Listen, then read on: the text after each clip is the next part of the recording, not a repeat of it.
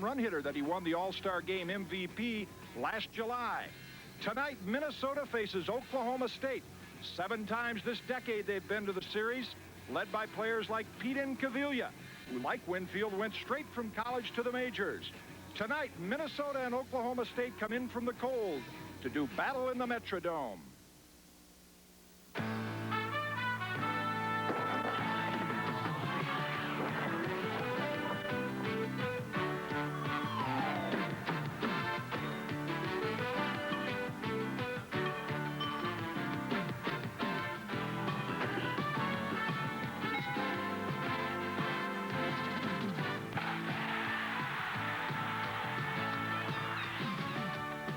From the Hubert H. Humphrey Metrodome in Minneapolis, Minnesota, tonight the defending Big Ten champion Golden Gophers of Minnesota meet the perennial Big 8 champion Oklahoma State Cowboys. Hi everyone, I'm Jim Cott. Welcome to our continuing coverage of college baseball here on ESPN. Tonight the final game of this 3rd annual Pillsbury Classic, which includes Arizona's Wildcats and Georgia Tech, as well as Minnesota and Oklahoma State. Oklahoma State is 23-4 this year, but they lost a couple of All-Americans, Monty Ferris and Robin Ventura, from last year's team to the pros. The Golden Gophers lost their entire outfield, drafted by the Minnesota Twins. Well, working with me on tonight's game is Dick Williams, a man who played in the major leagues for 13 seasons, managed for 21. You've managed some great players. Minnesota's had some great players. They have another one this year. They certainly do, Jim. This is Brian Robbie. He's the glue to their interior defense, along with Brent Gates, the shortstop. And what he does is something that carries this Minnesota ball club all the way through. He makes all the plays. He has great range to his right, to his left. He can make the double play. And Oklahoma State, when you think of their ball club, you always think power hitters. But this year they have a young man who plays well on both sides of the ball, plus he's an academic All-American. This is Brad Beanblossom. He played 6 different positions last year. He's finally back at his regular position at shortstop. He has a strong arm and he has great range. Well, the Metrodome, you know, has long been known as the Homer Dome, but at this Pillsbury Classic, thus far there have only been 3 home runs hit, all in the previous game. It's a brisk 53 degrees outside tonight, but inside it's a comfortable 72 degrees. NCAA Baseball on ESPN is brought to you by Budweiser, Beechwood Age for that clean, crisp taste. This Bud's for you. By Rude. Rude is air conditioning. And by United, rededicated to giving you the service you deserve. Come fly the friendly skies. Senior right-hander Randy Rivera. 4-0 on the year. Denny Nagel for the Gophers, the lefty. Coming up from the Metrodome, the Golden Gophers and the Cowboys. The Oklahoma State Cowboys are coached by Gary Ward in his 12th year there. Leading off, Mitch Simons, this sophomore, hitting over 400 this year. Batting second, Bobby Carlson, a 460 hitter at Connors Junior College the past 2 years. Brad Beanblossom in the 3rd spot, junior from Louisville, a 3-year starter, academic All-American. Ray Ortiz is a cleanup hitter, leads the team with 14 home runs. Jeremy Burnitz led the team as a freshman last year in hitting .403. Bobby Perna will bat 6th. He's 5 for 6 in this tournament. Manny Cervantes, a slick fielding first baseman, drafted out of high school by the Mets. Tony Kunis, the catcher, good arm, improving as a hitter. And batting ninth, Steve Bosco, a transfer from San Jose City College. Defensively for the University of Minnesota, in right field, Vince Pallion. In center field, Greg Johnson. In left field, Pat True. At 3rd base, Jay Anderson. At shortstop, Brent Gates. Brian Raby will be at 2nd base. Jeff Munson at 1st base. Dan Wilson will do the catching, and on the mound, Denny Nagel.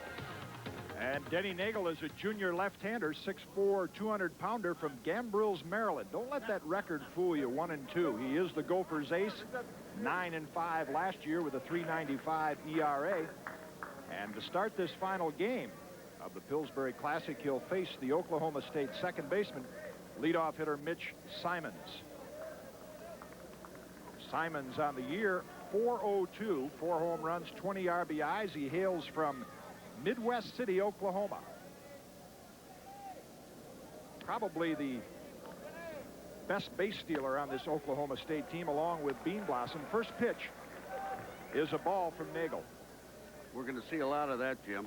A lot of taking of first pitches. Yeah, this Oklahoma State team, long known for taking strikes early in the ball game and then really until they get a man in scoring position. That evens the count of ball and a strike.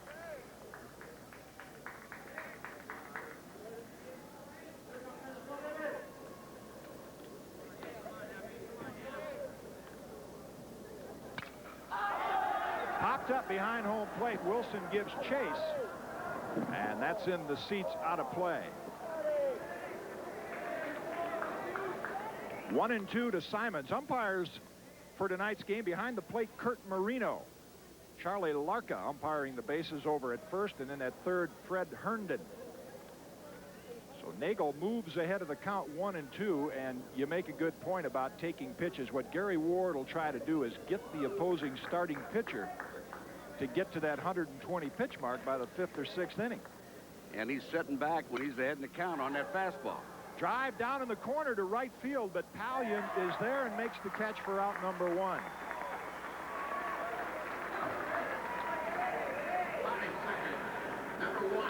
For the Cowboys, coaching at first base, Randy Whistler, former player here with the Cowboys, and the head man, Gary Ward, in his 12th season at Oklahoma State, over at third base. Bobby Carlson, the Cowboy third baseman, batting second tonight. 309 on the year with a couple of homers and 17 RBIs out of Naperville, Illinois. And the fastball in for strike 1. This will be the key to Minnesota's success, is to throw strikes, come right after him. And I'm sure these teams played Thursday night against one another. Oklahoma State winning that one 4-1. So Coach John Anderson knows the style of Gary Ward. Outside edge, and Nagel quickly ahead in the count, 0-2. And I'm sure you tell your pitcher the same thing. Nothing more frustrating for a manager than to have a pitcher that won't challenge hitters or can't throw strikes. Or won't pitch inside. Well, we'll see. He's got an 0-2 count. See if Nagel pitches inside here. Upstairs for a ball, 1-2. You look at this Oklahoma State lineup, they have 4 left-handed hitters plus a switch hitter there. So with the left-hander Nagel, it should be quite interesting. They're a powerhouse ball club.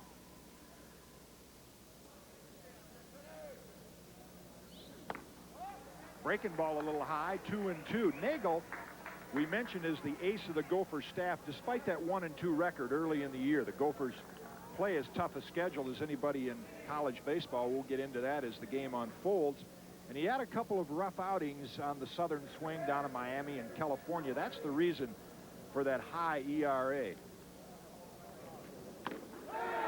Outside corner, strike 3. And Carlson is down on strikes. Nagel has his first strikeout, 2 down in the bottom of the top of the first. Coach Johnson said he brings it up about 86, 88 miles an hour. Looks like he's popping a little quicker than that right now. Yeah, of course, they play with the radar gun a great deal on the college level. There's a couple of them that they use. The Jugs gun, I believe, is the slower or the faster of the two. Bean Blossom hitting in the third spot for the Cowboys. Takes the first pitch low. And we talked about this young man at the open of our broadcast, and what I think he would like everyone to know, he's an outstanding student, academic All-American, but he is pre-baseball first and foremost. He wants to be a professional baseball player. He gets his uniform dirty. He'll leave his feet to make a play. Has a strong arm. He can make the play in the hole behind second base. That's something to fall back on, though. That pitch in the outside edge, a 1-1 count to Bean Blossom. Hit to left center field. And Pat True is there to put it away. Nagel has an easy 1-2-3 inning for the Gophers. We've played a half an inning here at the Metrodome. And the Oklahoma State Cowboys, nothing. The Minnesota Golden Gophers coming to bat. The Golden Gophers are coached by John Anderson, just 33 years old. In his 8th year as the head man, he's won 3 Big Ten championships. Greg Johnson will lead off. He hit .429 in 14 games last year. Brian Robbie bats second, the heart of the Gophers. He went 59 straight games without an error last season. Brent Gates, heavily recruited, batting in the 3-hole as a freshman. Dan Wilson, an outstanding pro prospect as a catcher, is the cleanup hitter. Jay Anderson bats fifth, starting his 4th season for Minnesota. Sixth is Jeff Munson, went 4 for 5 with 8 RBIs in Friday's win over Georgia Tech. Batting 7th, co-captain Vince Pallion. The senior was the MVP of last year's Big Ten tournament. 8th is designated hitter Joel Walrath. Great power, would be the starting catcher on a lot of college teams. And 9th, Pat True, like teammate Brent Gates, played on the U.S. junior national team that won the World Games in Australia last year. Defensively for Oklahoma State University, in right field, Jeremy Burnitz. In center field, Steve Bosco. Over in left, Bobby Pernia. At third base, Bobby Carlson. Brad Beanblossom at shortstop. Mitch Simons at second base. Manny Cervantes at first base. Tony Kunis behind the plate. And senior smoke, Randy Rivera, the pitcher. Randy Rivera, and you're right, senior smoke out of the Bronx, New York, a 6-foot, 180-pound senior. And he'll challenge hitters. We talked about challenging guys. That record tells you 4-0. Fine ERA, and I think we should tell you very quickly tonight that his father, Elliot Rivera, watching him pitch for the first time, I'm sure they're all huddled around the TV back in the Bronx. In fact, the entire neighborhood, they've had quite a connection here at Oklahoma State from the Bronx. Benny Castillo, a fine player to come out of their program, as well as Manny Cervantes. And Rivera will face leadoff hitter Greg Johnson, who leads it off for the Golden Gophers. And takes the first pitch outside for a ball. 341 on the year with a home run and a pair of RBIs. Outside corner to even the count. Johnson was moved around quite a bit last year, and now Coach John Anderson feels that he has finally found a home in center field, and it should help his all-around play. I think you can relate to that. A guy gets comfortable playing one spot. It's best to be in one spot, but if you have that versatility, it's also good for you making a ball club. He's at home now in center field, so he should be all right. Good contact hitter, not a lot of power, but the type of guy you look for as a leadoff hitter. Good speed.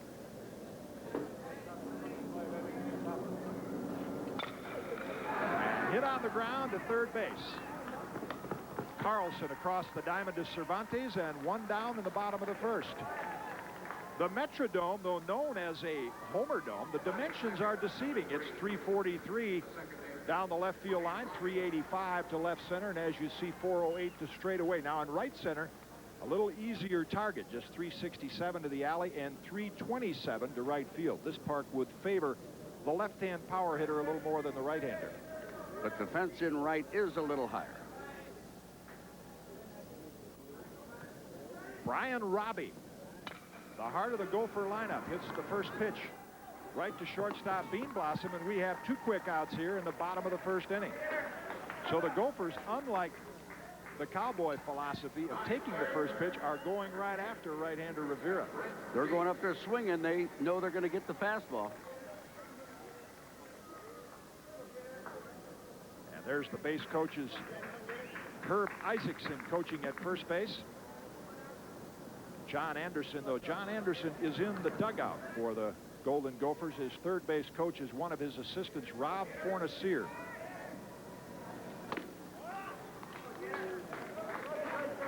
Brent Gates, and this freshman, unusual for a freshman to be hitting in the 3-hole. I would think that's a position you like to put your best average hitter, your best all-around hitter in. Well, he's doing a fine job hitting. He's hitting over 400, but the big thing is with Gates, he's the switch hitter. He's the only left-handed hitter in their lineup.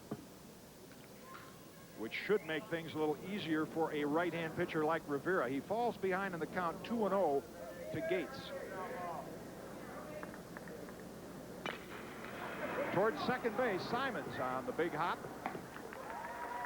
And Rivera, like Nagel, mows through the order in the bottom of the first inning. So a pitcher's inning here in inning number 1 for the Cowboys and the Gophers at the Metrodome. At the end of 1, no score between Minnesota and Oklahoma State. Gophers, All-American Sports Bar and Grill. Well, the Gophers play a tough schedule. Get a look at some of the opponents that they've already hooked up with this year. The number 4 ranked Hurricanes of Miami, UCLA. You see Cal State at Long Beach, Southern Cal, these Cowboys already, and the Jerry Kindle's Arizona Wildcats. And John Anderson, Dick Williams, says that the way to prepare for the Big Ten season, he wants to play the best. He plays 51 Division I schools, probably more than any other school in the country. What did they say at the baseball meetings for the college coaches? They said he's either out of his mind or what else did they thought he might be insane, but he wants to get these kids ready for the competitive season in the Big Ten. This is Ray Ortiz, and this guy will get you ready. He's got more power than anyone in the Oklahoma State lineup. 14 homers, but he has not had a good series here in the Dome. He's 0 for 11 up to this point. He's had 2 base on balls. Junior from San Francisco takes the breaking ball outside, and Nagel falls behind in the count 2-0. And Ortiz, a good fastball hitter. In this kind of situation, you would expect he'd get one. I would think so. You know what he likes to do? He likes to take batting practice with a wooden bat. He prefers to use a wooden bat over a metal bat, which has that smaller sweet spot. I would think makes you concentrate as a hitter a little more on seeing the ball. Took that pitch in the outside corner, and it's 2-1. Swung on and missed. And Nagel showing us a good fastball here in the early going. He's just coming right after him. This is a fastball right down the pipe. He just threw the ball right by him.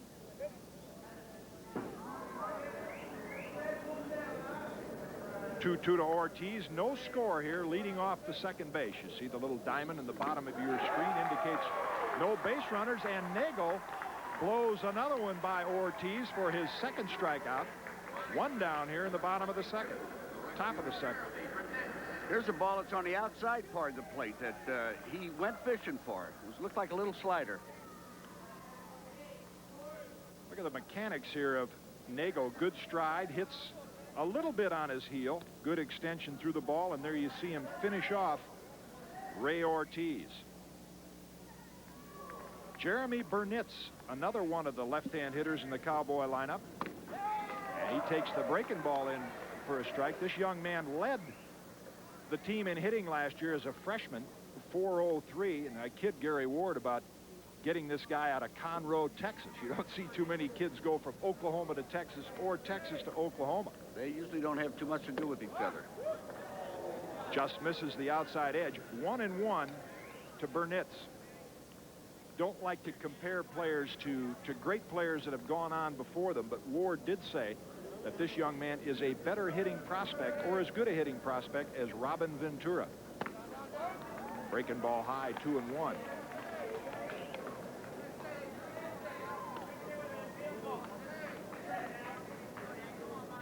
Freshman All-American on last year's All-American team, and last year he had the benefit of hitting in front of Ventura and Ferris, hit 16 home runs, and that can be an advantage in the lineup also. That can help quite a bit.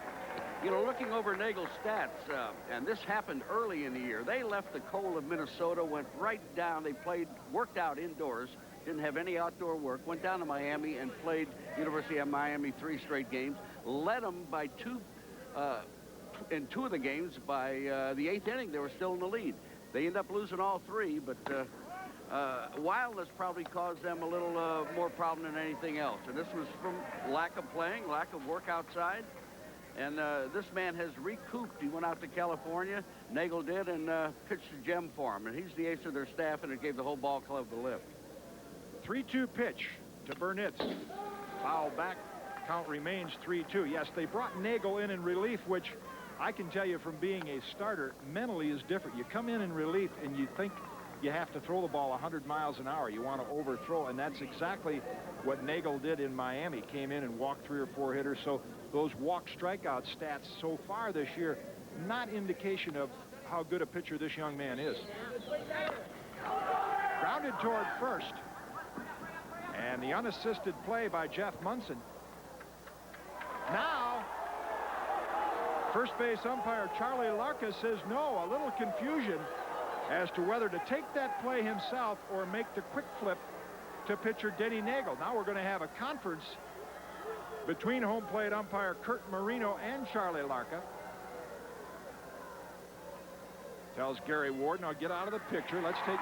Now they call him out. He wanted the verification, I guess, as to whether he touched the bag. He was taken out of the play. He actually didn't see the play. So they did the proper thing. Here's the play at first. He beats the runner.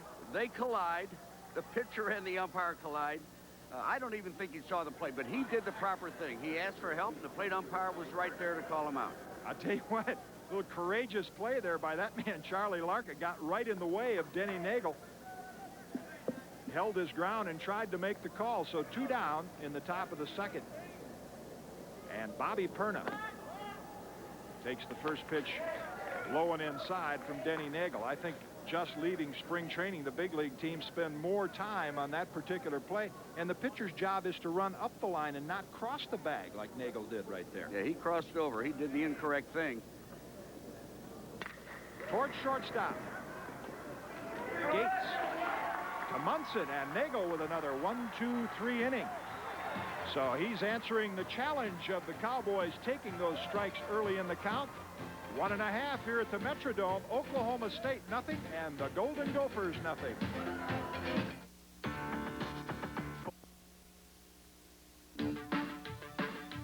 One of the former Gopher stars we talked about earlier, Terry Steinbach, gave his college coach quite a thrill last year with his all-star game home run in Cincinnati. There's a drive into right field, and back Strawberry all the way back, and it's out of his glove and over the wall for a home run. Well, it sent some chills through my body. It was an outstanding moment for all of us in Minnesota baseball, and to represent our state and the university the way he did. It was a proud moment and a good moment for the state of Minnesota and for baseball in our state. And for the state of Minnesota, I'll tell you, they did a good job going out of state to get this young man. No score there, as you saw. Some interested fans here at the last game of the Pillsbury Classic. And the young man I'm talking about, Dan Wilson, out of Barrington, Illinois, takes the breaking ball high for a ball. Heavily recruited, the Chicago area as well as Illinois Player of the Year as a senior in high school.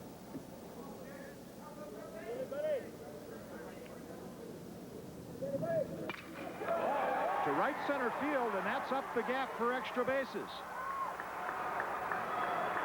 And Wilson will pull in at second with a double, the first hit of the ball game, his 4th double of the year.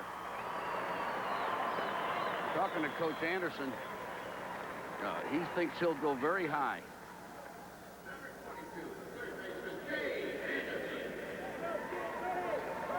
Here's the swing. It's a level swing. He went with the pitch, a fastball, and he just drove it. He didn't try to pull it. He just went with the pitch, and he hit a rocket to right center. I think what will help his hitting, Dick, is here is a guy who was a 2-position player, pitched last year as well as caught. This year, concentrating strictly on catching. So the Gophers have a leadoff double here in the bottom of the second. And Jay Anderson steps in. Takes the first pitch high and away for a ball. You know, we've had a lot of 2-position or 3- or 4-position players, but pitching and catching, that's entirely different. Yeah, that's really unusual to have a guy with both of those skills, but Wilson has them. And the breaking ball misses, 2-0.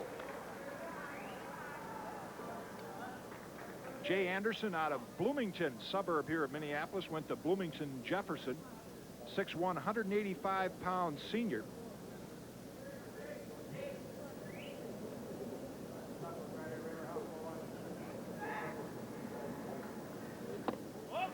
And now Rivera falls behind in the count, 3 balls and no strikes. Even though Jay Anderson's hitting in the 5th spot, he has one job here to do, and that's to hit the ball to the right side. He's got him in a hole. He's got Rivera in a hole. And I'm sure he's taking on this pitch, but his job is to advance that runner to third. Head coach Gary Ward looks on. And the 3-0 misses. The Gophers now with runners at first and second. And nobody out here in the bottom of the second. And Rivera, like Nagel on the year so far, his walk-strikeout ratio not real good. No, just about even. 20 and a third innings, he's walked 12 and struck out 14. Now, Dick, you're the manager. You've got a man who was 4 for 5 and 8 RBIs on Friday night. He's the number 6 hitter in your lineup, but this situation could call for a sacrifice. Let's see what Coach Anderson does.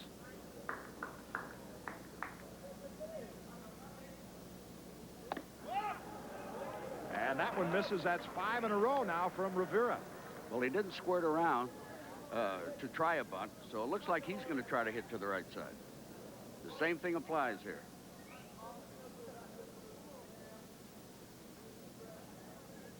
th season, Gary Ward has been the head man at Oklahoma State. And now he finds the strike zone. I would think in a sacrifice situation, though you've got the man hitting away here, but even in a sacrifice situation, once he falls behind in the count, 2-0, now you're going to turn that guy loose and let him rip. Well, he wasn't squaring around the bunt, but that would normally be the situation. Say 2 balls and no strikes, he's going to be swinging. We have a 1-1 count here. And the breaking ball low, 2-1. They probably remember the Oklahoma State scouting report probably remembers the big night that Munson had here Friday, 4 for 5 and 8 RBIs, and they're pitching him a little carefully. He was a teammate of Jay Anderson, who is at first base right now at Bloomington Jefferson. Converted from the outfield, now the Gopher regular first baseman. And there is that hit and run, hit towards second. Simons recovers in time. And Oklahoma State gets 1, but Munson does his job, and a good job of getting the bat on the ball. It was excellent. The ball was out of the strike zone, and he had to hit it with one hand. There's a breaking ball. It's a good foot outside. Hit and run zone, you have to swing at that ball. He just did an outstanding job there. Did exactly what John Anderson wanted him to do and what Dick Williams talked about. Hit the ball to the right side, and the Gophers now with 2 men in scoring position and 1 down for co-captain Vince Pallion. Pallion, a senior out of New Brighton, Minnesota. And takes the fastball in for a strike. Kind of a late bloomer. He became a regular halfway through last year, ended up hitting .362, and he started rather slow at the plate this year. You see those numbers, just .222, but remember the Gophers have played but 14 games.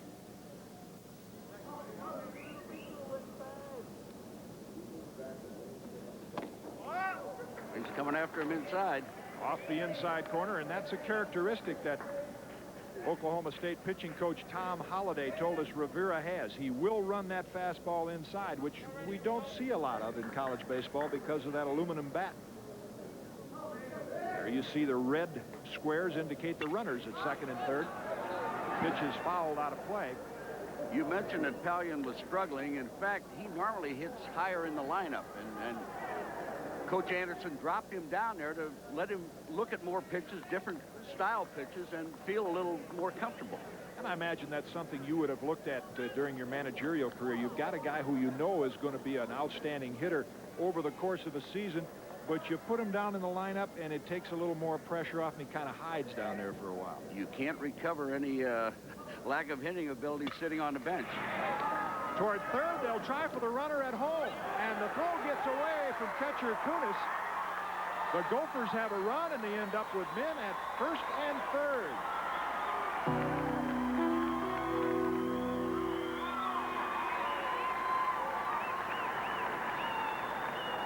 Well, he had forced him to pull up. He stopped, and then the ball was awful close in the dirt, and he couldn't get the handle on it. He was able to go around him and go in with his hand. It's a routine ground ball to third, and he elected wisely to go home. The ball was a short hop, and he couldn't get the handle. By the time he did, he was in. They scored that an error on the catcher.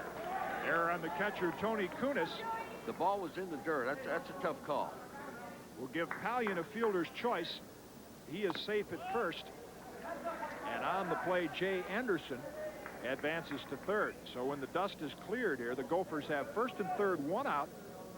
And a run across here in the bottom of the second inning. Joe Walrath, designated hitter in the Gopher lineup. Hitting just a .152 early in the year. Of his 5 hits, 4 are for extra bases. A little courtesy toss over to first. He's got 3 home runs and a double. And Coach Anderson had said, were it not for a talent like Dan Wilson, this young man would be doing the catching.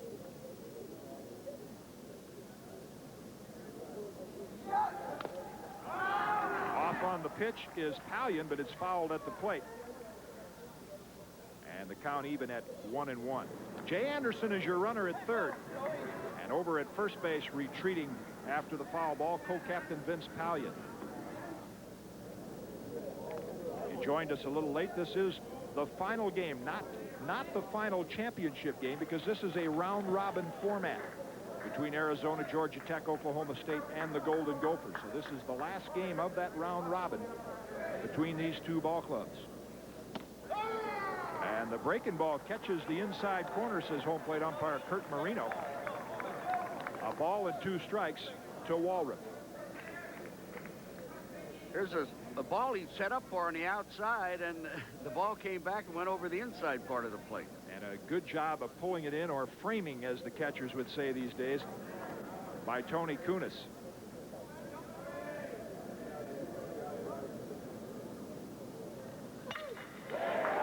Into right field, and this will drop for a hit. The Gophers will have their second run. Pallion on the way to third. And so Walrath sticks the bat out, pokes it into right field, and the Gophers have a quick 2-zip lead. This is a fine bit of hitting. That ball was up and away, and he just reached out. He didn't have an outstanding cut at it, but he put the bat on the ball with a man on third base. He was going to put the ball in play, and he went right with the pitch. Not only did he get the runner in, he put the other runner in scoring position again over at third base.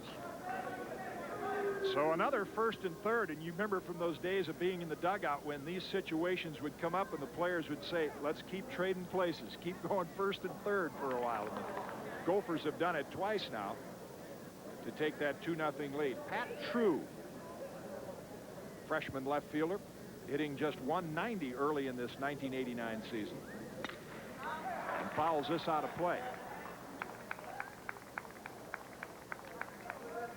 I started to say before Walrath's base hit to right field, the lower 3 in John Anderson's lineup, collectively, they're probably hitting, maybe 195.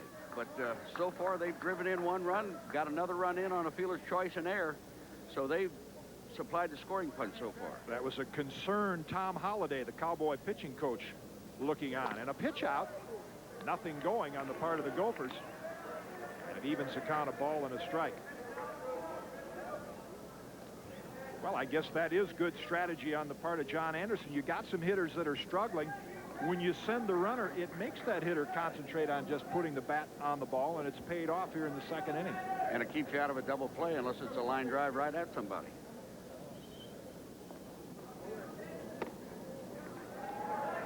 Swung on and missed, evens, or rather moves the count to a ball and 2 strikes. Down in the bullpen, Tom Kafuri begins to loosen up for the Cowboys.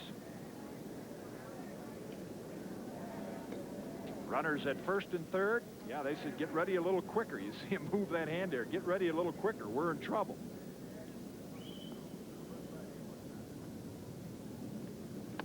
Swung on and missed on the high breaking ball, and True is a strikeout victim here in the second inning. Out number 2 for the Gophers. First strikeout of the game for Rivera. Well, we have the leadoff man now, and he puts the bat on a ball. He's hitting .352 going into this ball game, but I wouldn't be surprised to see some action on the base pass. Yeah, this is the kind of situation that oftentimes they'll refer to it as we'll try to steal a run. You could send that runner from first, see where they throw it. Well, let's watch the action, see what happens. Swings at the inside fastball and doesn't get it.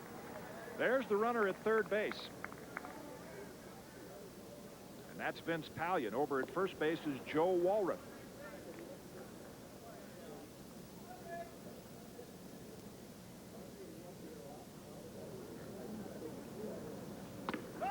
breaking ball in for a strike. So Rivera, in addition to that good fastball, shows us a quick late breaking slider to move ahead of Johnson. 0-2. You see the squares on the diamond right there indicate the runners at first and third. Got him on the inside heater. Kunis makes the tag, so 2 strikeouts in a row to end the second inning for Rivera. But the Gophers come up with a pair of runs. On 2 hits, a Cowboy error. They leave 2. We've played 2 at the Metrodome in Minneapolis, and the Gophers lead the Cowboys 2-0.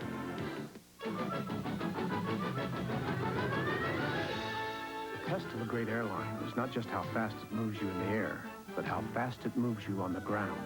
That's why at some of the busiest airports in the world, United Airlines offers you the most advanced baggage systems, faster ticketing and boarding procedures, and the most spacious, convenient, efficient terminals in the business. United Airlines, from the ground up, rededicated to giving you the service you deserve. Come fly the friendly skies.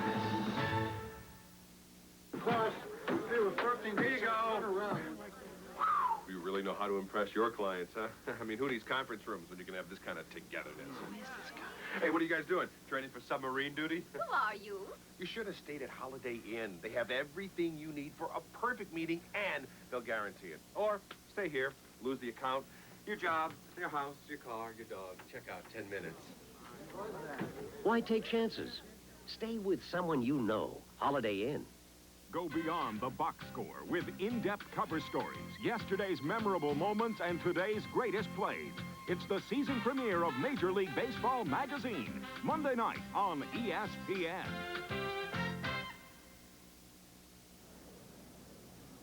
Well, you see the #1 rated Texas A&M Aggies beat the Baylor Bears there 10-3. Kirk Thompson has a 23-game hitting streak. 7th-ranked Texas Longhorns 6-0 over Rice. And LSU, of course, with that outstanding pitcher Ben McDonald, 13-6 over Alabama in an SEC contest, and in an intrastate battle. Wow, the Gators beat Miami 7-1 and 3-2. Out on the West Coast, 12th-rated Trojans lose to Stanford 9-2, then come back and beat them 12-5 on Saturday. Lose the rubber game 15-5. Fresno State and Long Beach State. And back to live action. Nagel to face Manny Cervantes, the Oklahoma State first baseman, in the top of the 3rd inning.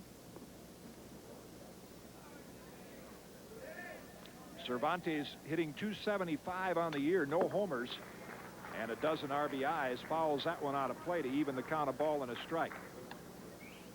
Check that. He moves ahead in the count 0-2. And Dick, that's really what Nagel has done so far in this ball game, is answer Gary Ward's strategy. Say, okay, you're going to take a strike? I'll throw strike 1 in there for you. I think of the 6 hitters he's faced, this being the 7th hitter, he's only started off with a ball on 2 of them, and then came right back with a strike. This is what they have to do. Cervantes out of Whittier, California. That is left-hander Denny Nagel you're looking at right there. The junior lefty that Coach Anderson feels will be drafted by the pros after this season.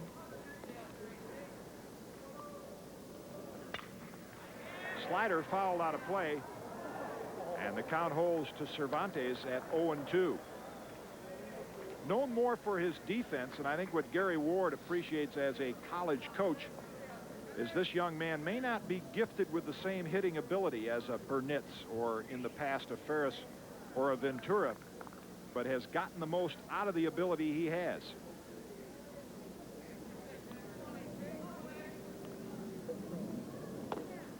Wastes the breaking ball outside, 1-2. Head coach Gary Ward flashes the signs from 3rd. Well, they hope Nagel isn't taken, but they fear he will be. Fouled out of play again. Yeah, all college coaches, and I guess there is no perfect system, but all college coaches, of course, live by which of their high school recruits signed to go pro just before the beginning of the season, and then which of their star players after their junior year are drafted by the pros. So oftentimes they're good players. They have for 3 years at the most. Sometimes in the case of a junior college transfer, they only have them for a year.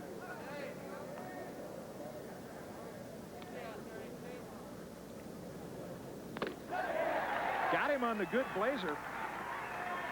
And Nagel with another strikeout.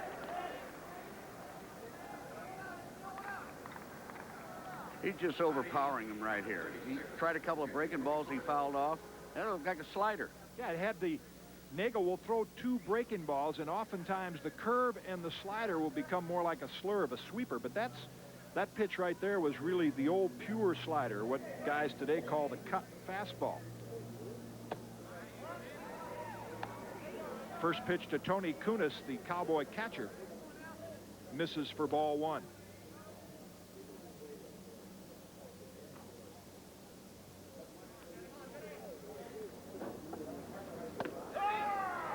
And in to even the count. That strikeout of Cervantes was the 3rd in the game for Nagel. Well, now the right-handers have a crack at him. Unfortunately, their next 2 hitters, right-handers, are hitting 8th and 9th in the order. And if you joined us late, Dick Williams pointed out in the first inning that the Oklahoma State lineup is stacked with left-hand hitters. Burnitz, Ortiz are their better hitters. And when you get down near the bottom of the lineup, Nagel has to face the righties, but they're not as good a hitters. This one fouled out of play. 2-2 now to Tony Kunis, the catcher out of San Bernardino, California. He's a junior, drafted as many college players are, drafted out of high school in the 17th round, elected to go to college.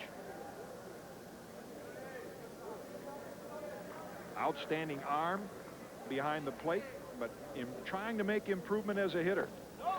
In the dirt, gets away from Wilson, but umpire Kurt Marino says no swing.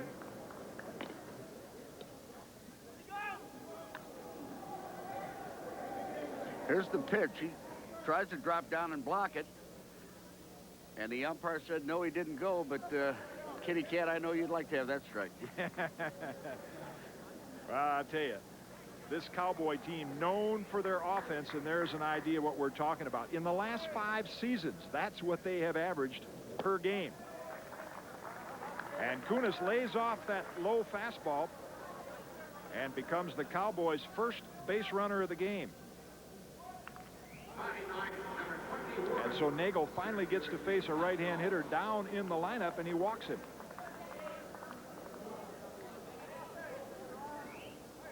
Steve Bosco, the 9th hitter in the Oklahoma State lineup. He's a junior college transfer from San Jose City College, also hails from San Jose, California. High with the fastball. Ball 1 to Bosco. That whole Bay Area is just loaded with talent out there, Jim. There's so many good junior colleges, which really perks up the competition level for a lot of these young men. That one fouled back to even the count, of ball and a strike. And so when they do come out of junior college, as so many Division I players do come out of those California junior colleges, most of the time they're ready to make the adjustment to Division I baseball. Bosco has had a little tougher time than most, hitting .286 early in the year. Your junior colleges in Florida as well as California, they're just overloaded, overstocked with outstanding players. There just isn't any room for all of them to go with the scholarships they can give out. That breaking ball just misses. You know, I said struggling at .286, and Gary Ward is so used to having hitters in that .350 range that when one of his guys is .286, he thinks that's sort of a mediocre position to be in. See Nagel step off there and wipe down the leg as if to shake off the signs. And we have 2 contrasts in college baseball here tonight. Oklahoma State calls none of the pitches from the bench. Minnesota, like many schools, sends in all of the pitches. Well, you know my feelings on that, and I know yours, and I think they're the same. Yeah, I think we both agree. Although I'm sure in your days as a manager, there were times when you might have sent in a pitch out or a pitch, but for the most part, the 2 guys that know the best pitch to throw are the pitcher and the catcher. You're absolutely right. You can see any change of footwork up at the plate, the catcher can. Grounded foul, and it's 2-2 to Steve Bosco. Just to bring you up to date quickly, we're in the top of the third inning. The Gophers picked up 2 runs in the bottom of the second. There's 1 out, and Tony Kunis is the base runner at first base. Steve Bosco, the batter, with a count of 2 balls and 2 strikes.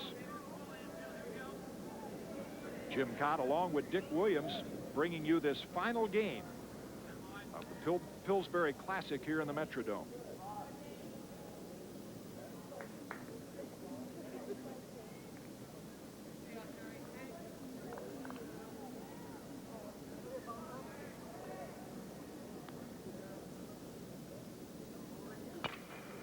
Grounded towards shortstop on a high hop, and a quick throw from Gates to Robbie gets the lead runner. Not an easy play on this AstroTurf.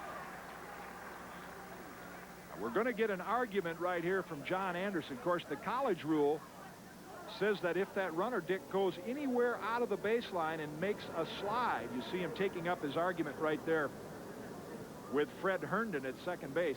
Anywhere out of the baseline, it's an automatic double play, and that's what John Anderson is trying to appeal to umpire Fred Herndon right now. Herndon saying, no, perfectly legit. Slid right in the baseline. Let's take a look at where that slide area is. From our vantage point, we'll see it closer here. He left the area. He went toward the base, but then he tried to keep going and go out of the area to get to the second baseman. However, there was not going to be a play made at first. Yeah, I think if that same slide were made with Robbie on the first base side of second, they would have called the double play, but he was kind of heading toward left field, had no effect on the play. Anderson loses the appeal, but the Gophers have out number 2 here in the top of the third inning. Turn the lineup around now, and Mitch Simons comes up for the second time. Lays off the high fastball. Simons flied to right to open the game, and coming into tonight's ball game hitting .402. Not too shabby for a leadoff man. And has 8 stolen bases out of 12 tries.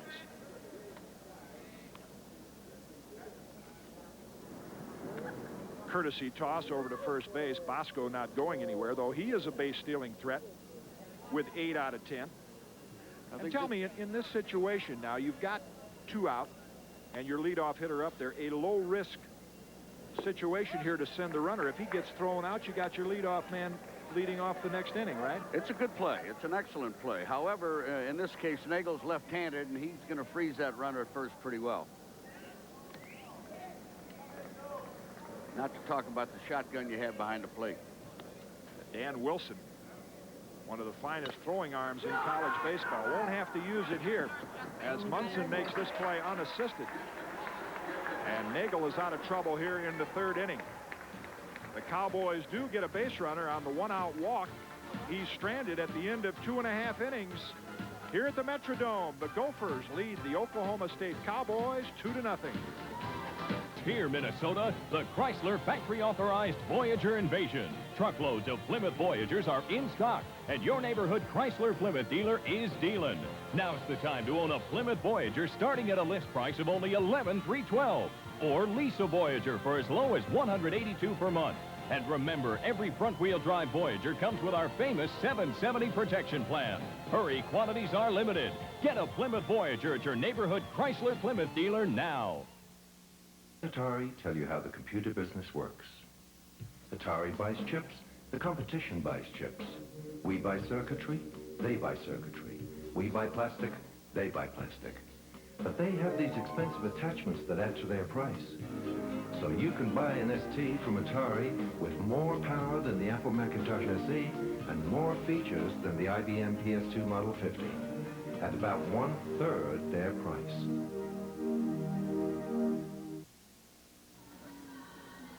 Well, not many of them do it, but you see some examples right there. Dave Winfield, Bob Horner, Pete Incaviglia. From the campus to the major leagues, and what an exciting story unfolding this year in Major League Baseball. Michigan's All-American and the Olympic hero Jim Abbott has made the Angels staff. It was nice to have the support all along in spring training. I know you know, we went to some opposing parks, and there was some, you know, there was some support and some applause, and that's always nice. You know, that helps you along. You know, when at times maybe you don't think you can do it or something, but you know, the people behind you really help, and you know, I hope there's not too many people against me out there too who are saying, you know, maybe I got an unfair shake or something, because I really think I deserve to be here, and you know, of course, the support was a big part of it. Well, you got that right. I deserve to be here, he says, and he certainly does. What a marvelous story. The young man born without a right hand, but now the world is getting to know him as a pitcher, and that's what's exciting for him and for everyone. That pitch to lead off the bottom of the third inning from Randy Rivera to Brian Robbie, high for a ball. I had the pleasure of meeting him at the World Series in Oakland last year, and what a fine gentleman. I mean, he is really, truly a humble person. Well, he's had to deal with more press at his age than most big leaguers have when they've had 10 years experience. Now Rivera falls behind Robbie, 3 balls, no strikes. Lance Parrish gave him quite a tribute. Now, he's caught a lot of pitchers. He said the best stuff of any left-hand pitcher I've ever caught. That's saying a lot. That's saying a lot, because he caught a few good lefties.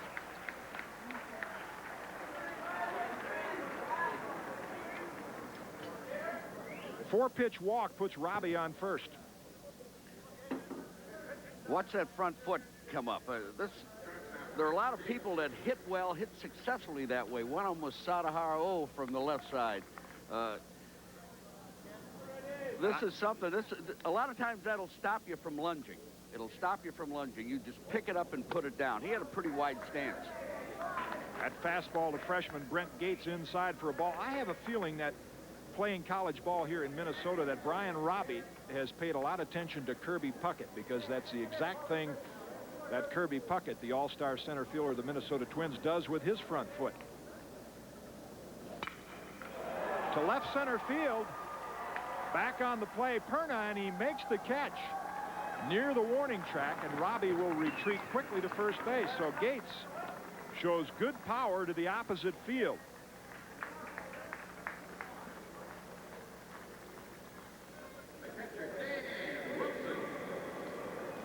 One down here in the bottom of the third. And it brings up last year's freshman of the year in the Big Ten, catcher Dan Wilson. And he's a young man that got this thing started with a double to lead off the second inning. Tom Holliday, the pitching coach who makes all the decisions. You see him make that move with his left shoulder, and I think he's saying to Rivera, as you would say to a hitter, you're pulling that front shoulder away, and that's maybe the reason the ball is flying high in the strike zone, because would you agree hitting mechanics and pitching mechanics are very similar? Keeping that front side closed is important. It's very important. If you open up, as far as a pitcher goes, everything's going to be up. Your head's going to go, too. Same thing with swinging a bat. If your shoulder comes out, your head goes with it. And that's what pitching coach Tom Holliday was reminding Randy Rivera, and at the same time, getting up relief pitcher right-hander Tom Kafuri. What I like about both of these ball clubs, their pitching coaches are in complete charge of their pitchers, and that's the way it should be. Some coaches will call pitches from the bench, others won't, but at least the pitching coach is in charge of both pitching staffs. And Rivera in charge of Wilson on that one. The slider swings and misses for strike one. The Gopher pitching coach, Mike D., handles the pitchers. Toss over to first. Robbie is back. Dan Wilson, a .260 hitter with 3 home runs and 10 RBIs on the year.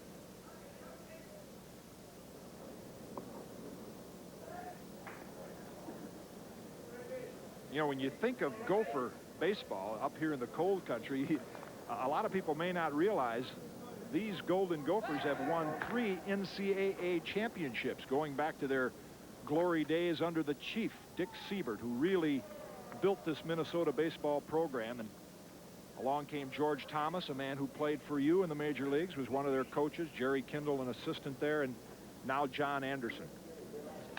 Breaking ball swung on and missed. 0-2 to Wilson. I had a nice conversation with George Friday night. We sat and watched one of the ball games, and he hated to get out of it, but he turned it over to John Anderson, and John's just done a spectacular job in the 7 years he's been here. Pitch out, nothing doing.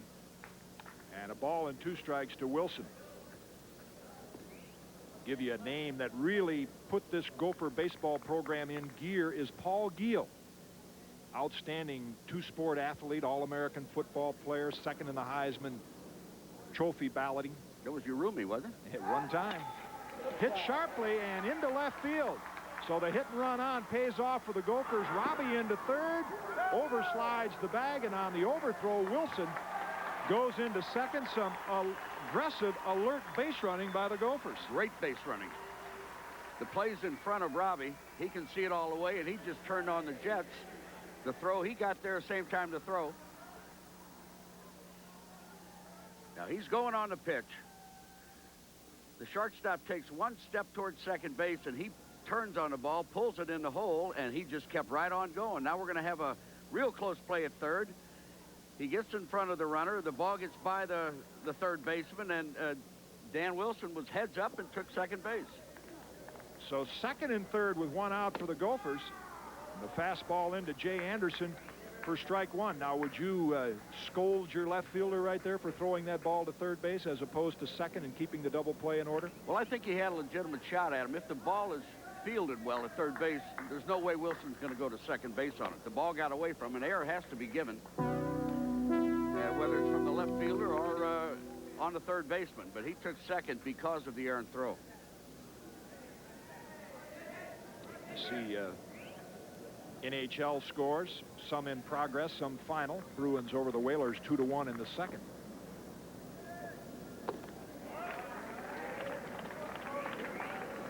Breaking ball outside. 2-1. Besides exciting basketball and baseball going on this time of the year, last night, what a heartbreaking loss for the Golden Gophers hockey team. Beaten by Harvard in the NCAA Collegiate Hockey Championship. So our hats off to both of those ball clubs for exciting years. Grounded towards second. The play will come home, and no chance there. Robbie slides in. Kunis blocks the throw. He had no chance. The infield was back. And the way Robbie can scoot on the bases, there was no way in the world he was going to get him at home plate.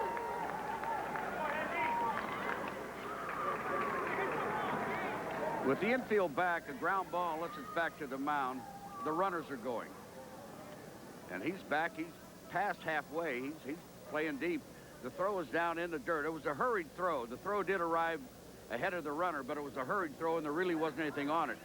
It hit about 6-7 feet in front of the plate. All he could do was block it. I'm sure if Gary Ward wanted him to make that play, he would have had the infield in that situation. You're absolutely right. So the Gophers now stretch their lead to 3-0.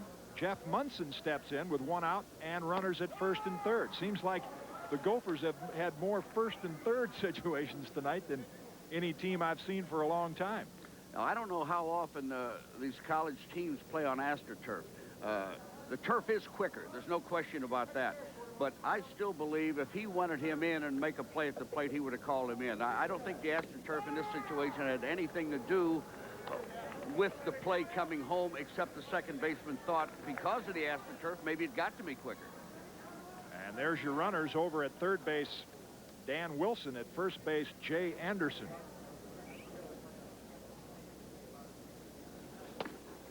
And the fastball from Senior Smoke up high. A ball and 2 strikes. Robbie led off the inning with a walk. Gates hit the ball well to left field for an out. And then Wilson on the hit and run single. Moved up to second base on an overthrow. Anderson picked up an RBI on the fielder's choice. And the Gophers lead at 3-0. Tom Kafuri continues to throw in the Cowboy bullpen. There's a 2-2 situation. To stay out of that double play, it's possible he will go this pitch. If not, he'll definitely go the next pitch, Jim. All right. The runner on first. We'll see what happens on the 2-2 count. And there goes the runner and hit into left field for a base hit. Plates Wilson with the 4th run. And called like a manager who's done that before. Well, you've got to stay out of the double play. If a fella can handle a bat, he's hitting in a position where he should be handling the bat. He's hitting in the 6th spot. You've got nothing to do but to send that runner. All he has to do is hit the ball on the ground. You're not going to get the double play, and you're going to get that run in. This pitch is up in the middle of the plate. It's a hitter's delight, and he didn't want to get it there. Not with the 2-strike count, 2-2 count, and he took advantage of it. I'm sure that's what Tom Holliday went out to chat with Rivera about a couple of hitters ago, is that his mechanics are a little fast. He's pumped up. He's pitching on national television, overthrowing the ball, and that's usually what happens. The ball comes in about letter high instead of knee high, and he's now given up 4 runs on 4 hits in the first 2 1/3 innings. And maybe 3 or 4 miles per hour slower.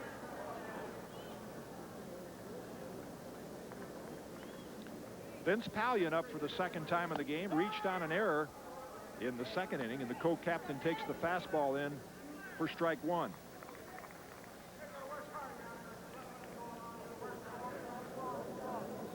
So the Gophers have executed the hit and run to perfection here in the early going to build that 4-0 lead. Good slider. Quickly ahead in the count, 0-2.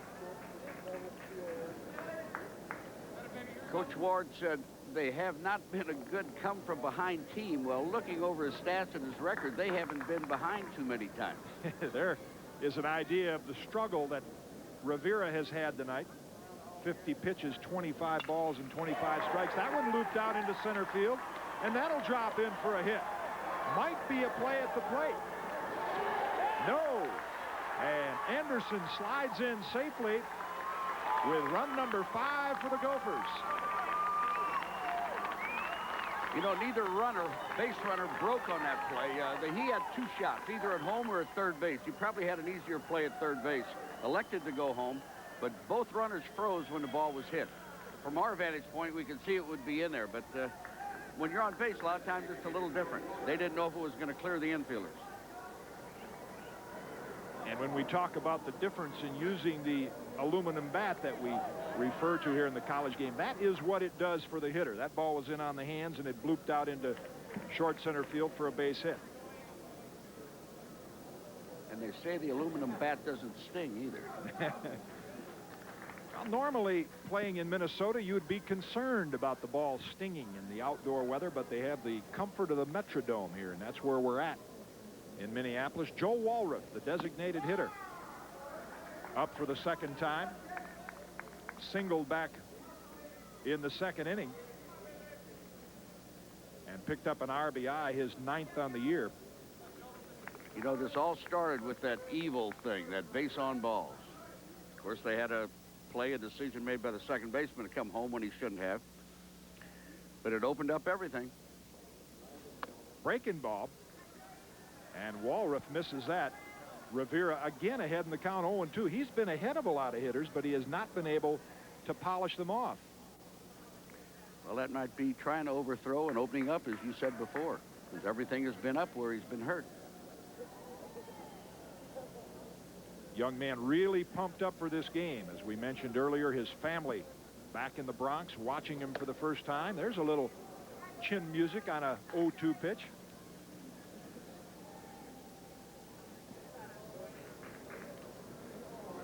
Now, this is something, Dick, we see on the college level quite a bit. That's starter Denny Nagel. Yeah, smile on his face. He's got a 5-0 lead. And he shut down the Cowboys through 3. But with this long inning, he's going down to kind of tune it up a little bit and get ready for the 4th. Runner off on the pitch. And it's fouled at the plate. We were down in LSU a few weeks ago against the University of Florida. And Ben McDonald was up all the time. Even with a quick inning, he was out there lobbing. And then Springer, who's coming off of a surgery on his shoulder, he pitched the final game that... or the second game that we had down there, and he too was down throwing. And most of McDonald's innings are quick because they don't get many base runners off him, so chances are he has more time to rest than the other starting pitcher. We're talking about All-American Ben McDonald, the junior right-hander from LSU, who will undoubtedly be the first pick in this year's June draft. 1-2 pitch just misses to Walriff. And once again, a situation, 1st and 3rd. Runner looking in at the dugout. Now, what do you think of sending the runner right here? Well, we're dropping down in the lineup quite a bit now. Whether we have back control or not, I couldn't say. Coach Anderson would know that. But this wouldn't be a bad time to go either. And did he hold up? Kurt Marino says no, he went around on that breaking ball. Well, I think he gave it away also. He wanted to run to first, and he couldn't run to first with a runner there. So Walriff down for out number 2 in the 3rd. The 3rd strikeout by Rivera, and that'll bring up left fielder Pat True.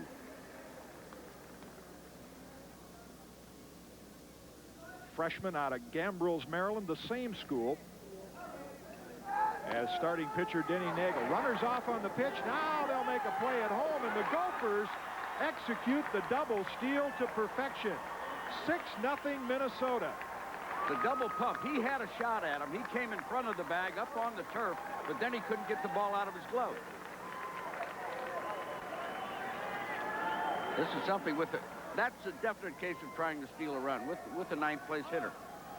He's going in, but he's going straight into the bag, but the second baseman came in front of the bag. He wasn't about to try to put a tag on him, and then he double pumped. He had the ball out of his glove, but he couldn't release it. And you saw just in the left corner of your picture, umpire Fred Herndon diving out of the way to get out of Simon's throwing alley. And the breaking ball in to Pat True. So with Pat True, the 9th hitter in the lineup, at the plate, 1st and 3rd, the Gophers execute that double steal. I tell you, they've put on a pretty good exhibition of executing the hit and run and some good base running. Remember a few years ago, Whitey Herzog and Roger Craig getting into it because Whitey's club was running when they had about a 5 or 6 run lead? Yeah. That fouled back. Whitey says, if you promise to stop hitting home runs, that's the way you manufacture your runs. I'll stop trying to run and get runs. And that's what John Anderson's trying to do right here. He knows, we showed you the graphic earlier, the Cowboys have averaged 10 runs a game over the past 5 seasons. And we're only in the bottom of the 3rd. And we're in the 3rd. It's 6-zip, and they will continue to run and try to manufacture as many as they can. 0-2 to True with 2 outs here in the bottom of the 3rd. The breaking ball gets him for out number 3. So once again, Rivera ends the inning with back-to-back strikeouts.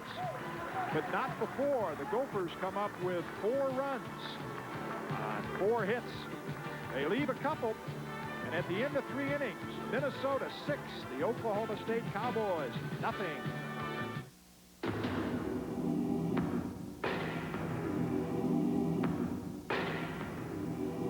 Maybe you can't stop the world in its tracks.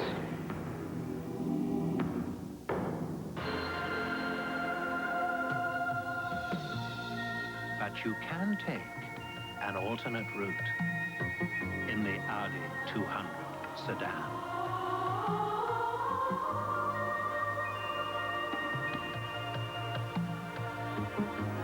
It's designed to move with graceful authority.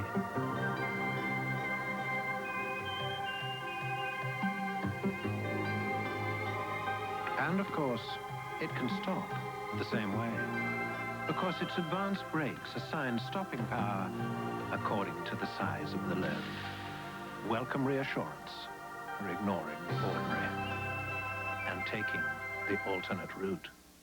This week on our ESPN Scholastic Sports America basketball special, you'll meet our choices for the best high school players in the class of '89. And you'll see some of this year's wildest long-range shots. Wednesday. Wow. How about, wow, there's a couple of collector's items right there. And Dick Williams, what we've seen here in the early going is the opposite of what we expected. We thought we would see firepower from Oklahoma State, but they have taken a lot of pitches. Nagel has been in command, and the Gophers have really executed on offense. And they're using their speed to capitalize on miscues by OSU. So what we have to do now is continue to throw strikes if we're Minnesota.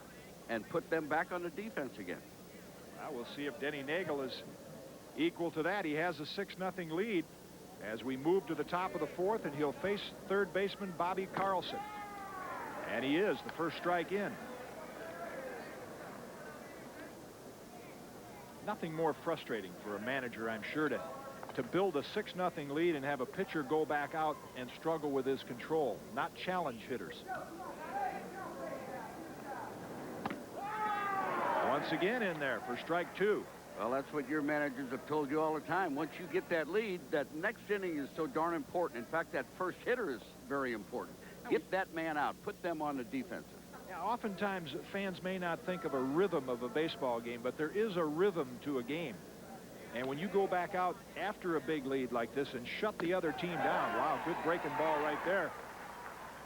For strikeout number 4 for Nagel to lead off the 4th inning. Well, he's not wasting any time. He's coming right after him.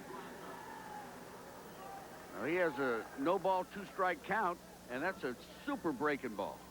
That ball just rode away from the hitter, and he had no chance whatsoever. Of course, lefty on lefty with a good breaking ball, or whether it be a curve or a slider, that makes it tough. Brad Beanblossom, a 3-year starter for the Cowboys, 318 on the year. Up for the second time, flied to left back in the first inning. Here's a young man, played 6 positions last year, was a shortstop in high school, Louisville, Kentucky. High for a ball, 2-0. Male traditional high in Louisville, Kentucky. We talked about Brad as an outstanding student, but he also wants it to be known he loves this game. He wants to play baseball first and foremost. Well, he's doing something now. Nagel is. He looks like he's trying to overthrow. All he has to do is come right after him. They've been taking the first pitch. They're down by 6 runs, and maybe it's not that easy, Jim, to throw strikes sometimes. Well, sometimes, you know, the toughest time to throw a strike is when you have to, and you know you're out there 3-0, and you say, well, this is easy, I have to, and that sometimes is the toughest time to do it. That one's in for a strike. Just to finish off that rhythm of the baseball game, if Nagel gets through this 4th inning right here, it gives the Gophers so much more confidence when they come in to bat in the bottom of the 4th. And it puts a lot more pressure on the Oklahoma State defense out there and their pitcher. Well, he's come back with 2 strikes now. And you can see Beanblossom taking all the way there, trying to get something started for the Cowboys here in the top of the 4th.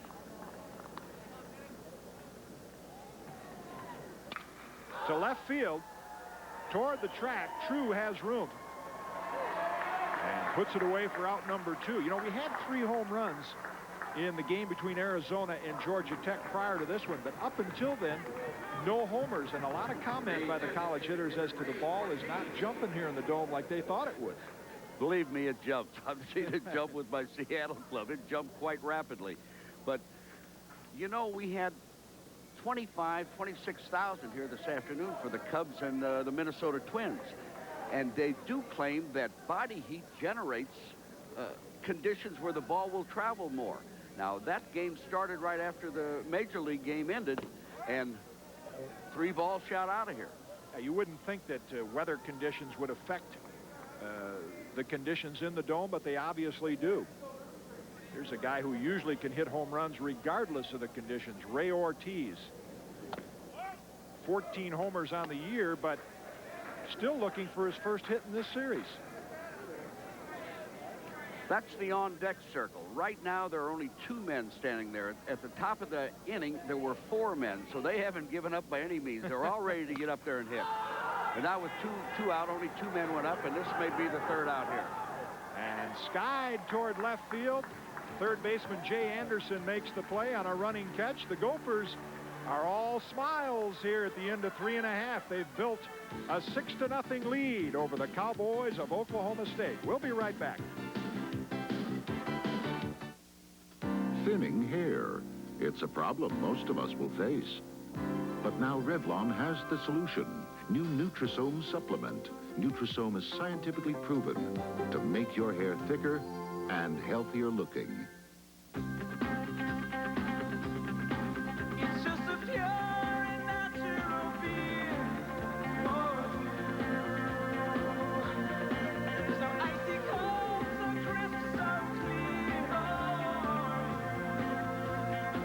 beers that are cold filtered, only one has that distinctively clean, crisp taste. Budweiser, cold filtered and beechwood aged for over 110 years.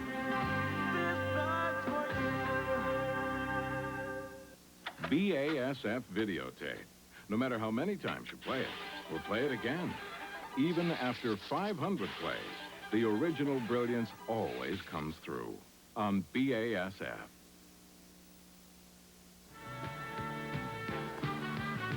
Beautiful night outside here in Minneapolis, Minnesota. Look at that skyline, and that's where we're located, right in the center of that Hubert H. Humphrey Metrodome.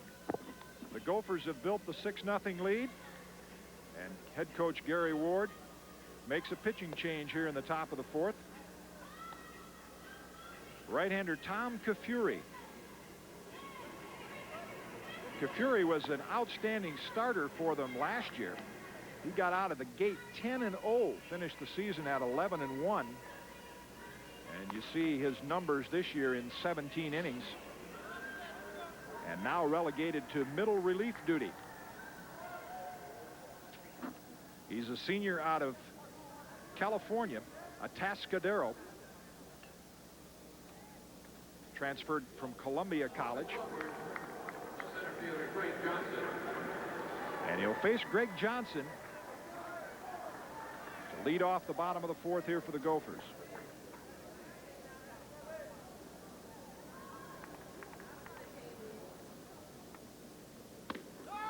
Breaking ball in for a strike. Johnson's one of the few Gopher hitters who have not gotten into the act here. He's 0 for 2 with a ground out and a strikeout, a .341 hitter coming into the game. He's had a tough time in this series. He's had 1 hit in 12 at-bats, and he's K'd, I think, 6 times. That's a little tough job for a leadoff man. And he's still hitting .352, so he had to be doing something right along the line. Ball and a strike to Johnson.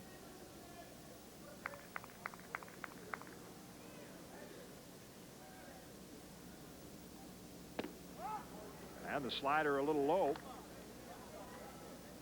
Kafuri with that pitch of the 80s that we see. Now, do you have a lot of pitchers throw that split finger fastball, or do you go back to when you played in those days with the Dodgers and faced Elroy Face? It was a forkball. Well, Elroy Face came up with originally was in the Dodger organization, then was sold to Pittsburgh, and that was his bread and butter pitch. It was called a forkball. And he's not a big man, but he had big hands, and he had a good one. And when it became the split finger fastballs, when Bruce Sutter came along, and all he did was throw the forkball harder, so they called it a split finger fastball. That one grounded foul out of first. And the count is full to Johnson here, leading off the top of the fourth. 6-0 Gophers. They scored 2 in the second, added 4 more in the bottom of the third.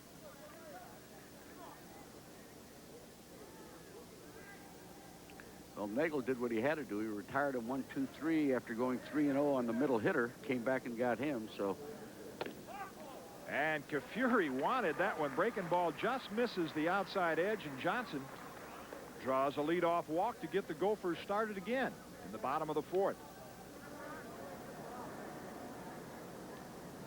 Next week on ESPN, we'll be in Tempe, Arizona, and that's a rematch of last year's NCAA championship game in Omaha. Stanford's struggling a little bit this year, but they'll hook up with the Arizona State Sun Devils.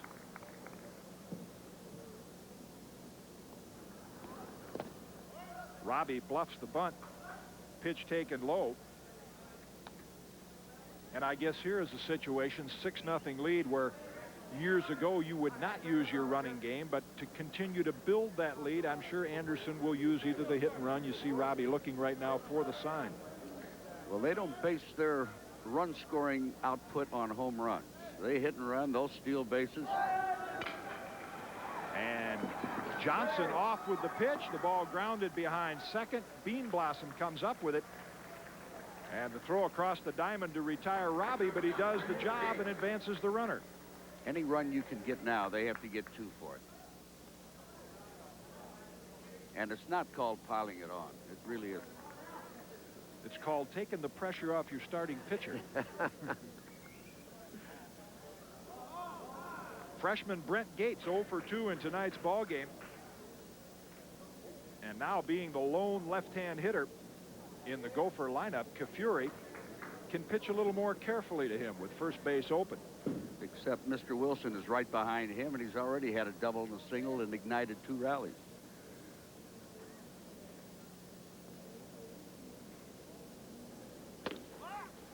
Fastball misses, ball 1. Yeah, that's always an interesting challenge as a pitcher or a manager.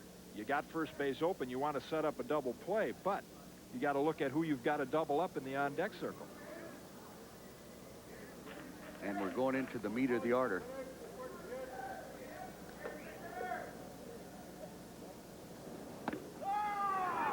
Good breaking ball from Kafuri evens the count, a ball and a strike. Brent Gates, just a freshman, heavily recruited out of Granville, Michigan. There's a look at Dan Wilson in the on-deck circle. Talk about heavily recruited, that young man, the Illinois Player of the Year as a high school senior. Grounded towards second, and Simons gobbles it up. Over to Cervantes for out number 2. On the play, Greg Johnson advances to third.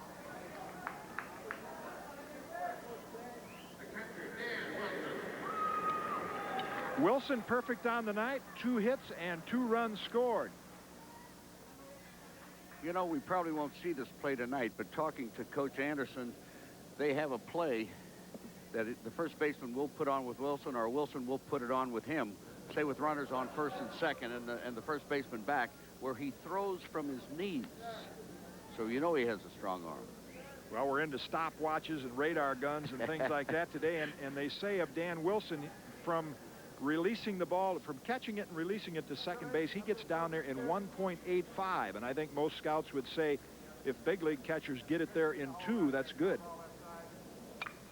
Check swing out of play down the right field line.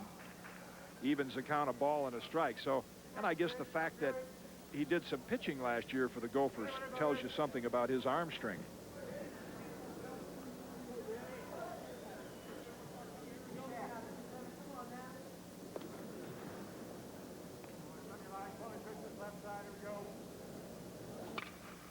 Fly ball right field near the line. Burnett's giving chase, and this will be out of play.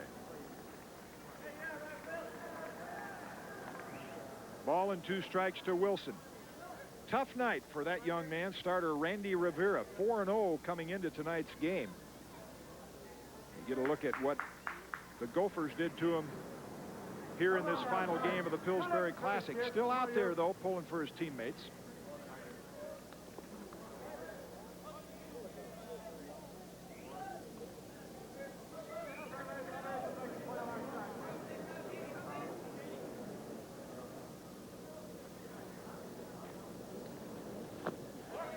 Another good block by catcher Tony Kunis on the breaking ball, 2-2. Just to bring you up to date quickly on this round-robin format, they don't crown a champion or no elimination games, anything like that. But Oklahoma State going into this game, a perfect 3-0. The Gophers, 1 win, 1 loss, and a tie. They had to call yesterday's game off after 7 to allow the Twins and the Cubs to play. Georgia Tech finished at 0-4.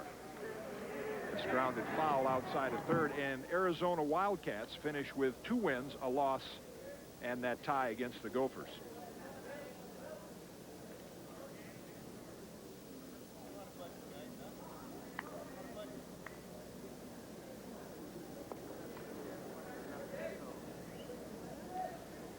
Yeah, they've had some success here in Minnesota with their baseball program.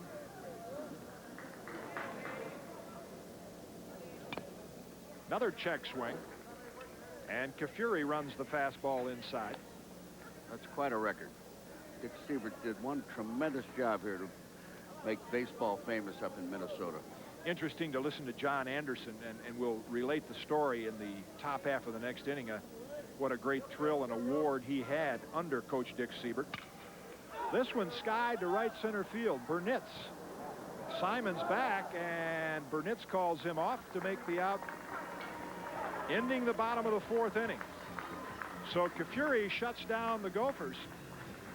No runs, no hits. They leave 1 here in the bottom of the 4th.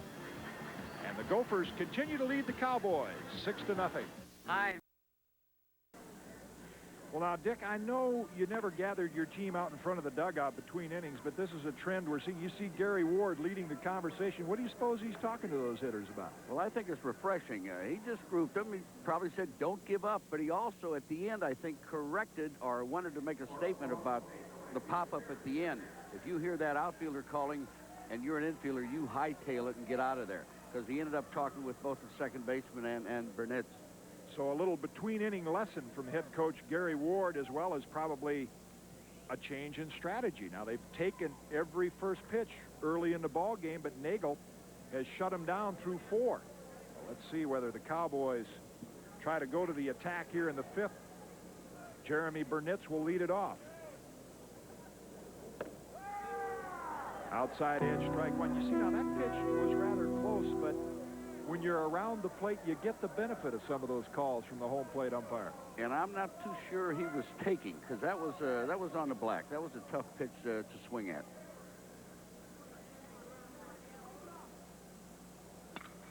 Hit sharply to right field, and the Oklahoma State Cowboys have the first hit of the ball game off Denny Nagel.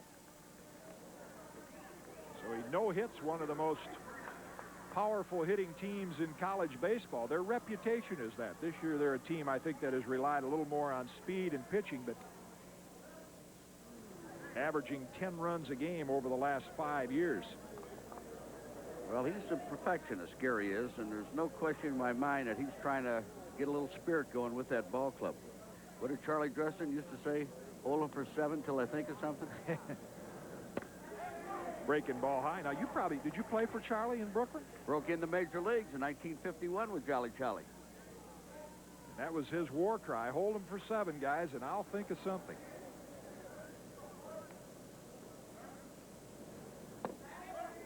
And the Cowboys trying to think of something here in the top of the 5th. They have not been able to solve left-hander Denny Nagel. But they do get a leadoff single here in the 5th, and now Nagel falls behind in the count 2-0 to Bobby Perna. Well, he hasn't pitched out of a stretch too much. He only had one man on by a walk prior to this. That fastball in for a strike. 2-1 to Perna. They could use runs, but they need base runners first. A junior out of Philadelphia, Pennsylvania, Bobby Perna, the left fielder. Breaking ball hit inside the third base line, down in the corner. That'll go for extra bases. Pat True comes up with it, bobbles it now. The Cowboys will have their first run. Perna with a head-first slide into third, and he's in there with a triple. So the Cowboys are on the board.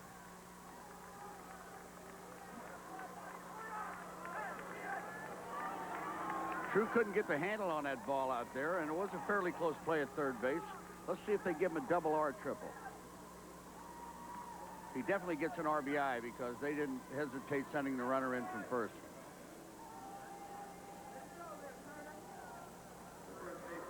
So the Cowboys break the bubble here in the 5th inning, both the no-hitter and the shutout. There's a head-first slide into third base. He beat the throw easily, but had not the ball been bobbled out in left field, it was possible he would have had to hold at second.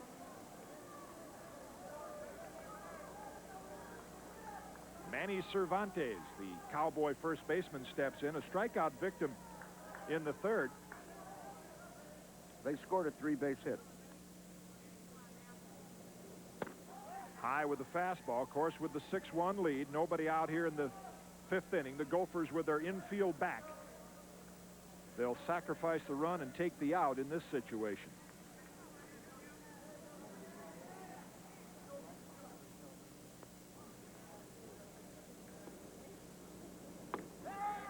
Outside corner, and Nagel evens the count, a ball and a strike. Gary Ward's strategy with a starting pitcher is usually to take all those pitches and hope that he gets his pitch count up to about 120 pitches through 6 innings. Now, Nagel has not had to work too hard until this inning, but John Anderson, sensing a little trouble, sends someone down to the bullpen. Looks like left-hander John Lowry. But he is nowhere near 120 pitches. He's been quite effective. Another base hit into left field. Cervantes with a good job of hitting the ball the other way. And 2 quick runs here for the Cowboys. So whatever Gary Ward said to them between innings, it looks like he told them the right thing.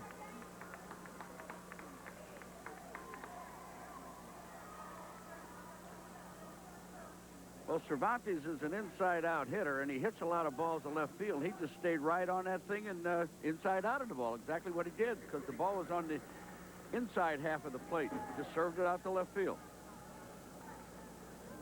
And we'll get a visit to the mound here from pitching coach Mike D. Just to reset this for you here in the top of the 5th inning, the Gophers with 6 runs on 5 hits.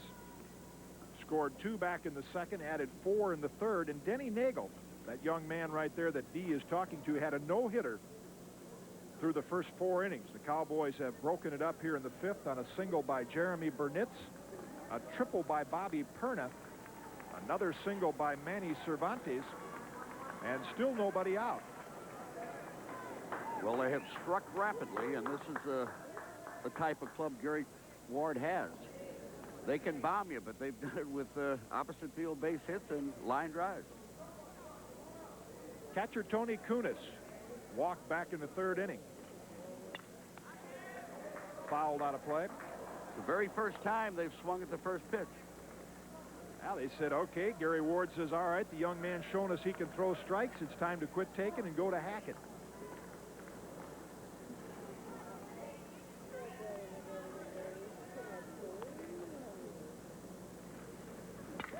Towards short, off the glove of Brent Gates into center field. And the runner will come all the way to 3rd base. Wow, strong throw by Greg Johnson. But Cervantes is in at 3rd, and the Cowboys, runners at 1st and 3rd, still nobody out here in the top of the 5th. He nearly made an outstanding play on this. He left his feet, Gates left his feet, but couldn't quite get the handle on it. Hit off the edge of his glove. They've hit the ball hard here. Yeah, that was a high breaking ball from Nagel. He's been in command up until this inning. That's quite an arm. That's quite an arm from center field. Greg Johnson let that thing fly, and he nearly had him at 3rd base. Steve Bosco, the center fielder, up for the Cowboys with runners at 1st and 3rd. Still nobody out.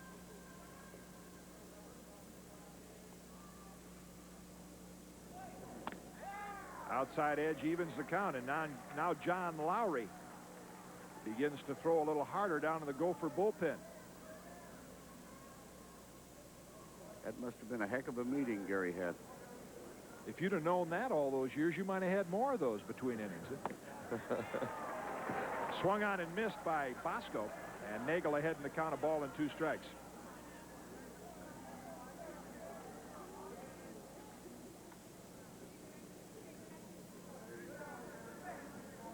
There's your runners. Cervantes at 3rd. And Kunis at 1st. Nice block right there by Dan Wilson. I can see from his actions behind the plate, we've seen him do that a couple times tonight, why he's a catching prospect. He just drops right down, keeps his body square, keeps the ball in front of him. Excellent play.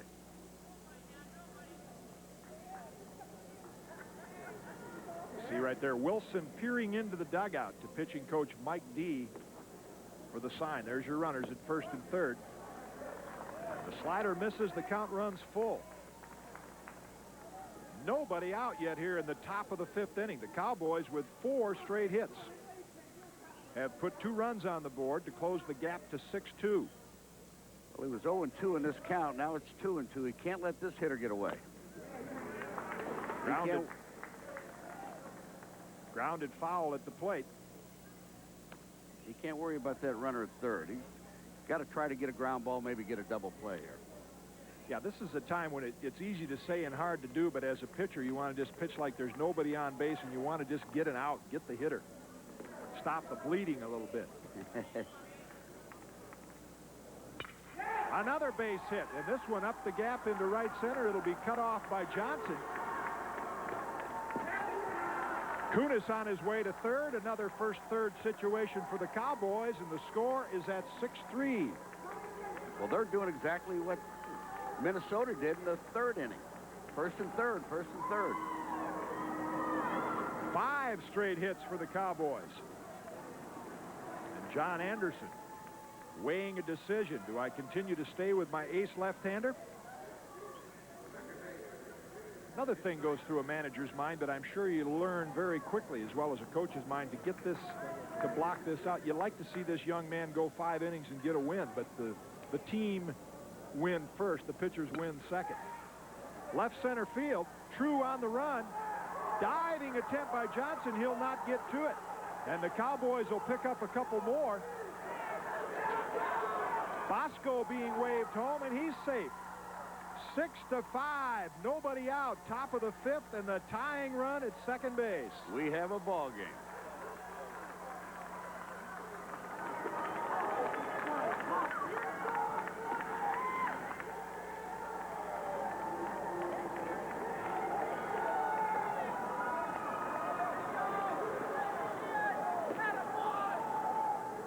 This ball at first looked like, off the bat, looked like it was going to be a routine fly, and it kept going away from the left fielder, and the center fielder finally had to try to make the play. There's a little hesitation there by the cutoff man, but I still don't think he would have had a shot at him at home plate. So Mitch Simons picks up a couple of more RBIs, his 21st and 22nd of the year, and that's going to bring Mike D out of the dugout. That's it. That's his second trip. So Denny Nagel, who had completely shut down Oklahoma State through the first 4 innings on no hits, and Gary Ward changes his strategy, turns his hitters loose in the top of the 5th. And it pays off. We've got a 6-5 ball game here. The Gophers lead. Nobody out in the top of the 5th. We'll be back right after this. Well, the Cowboys have erupted for 5 runs here and chased starter Denny Nagel, who had a no-hitter coming into this inning. And he turns it over to John Lowry. You see his record here through the 1989 season. A freshman out of Shepherdstown, West Virginia. Player of the year there as a high school senior. Numbers on him in 14 of the 3rd inning. So the runner at second base, Simons, still belongs to the starter Nagel. And Bobby Carlson squares to bunt. Struck out both times in tonight's ball game, and you see Gary Ward here, Dick, playing for that tying run to get him over to third base with just 1 out. Well, you have the left-handed batter with the left-handed pitcher. His job is to advance that runner. Maybe he thinks he can't pull a ball. There he did. And he got the job done, hit sharply right at Monson. And he did pull it.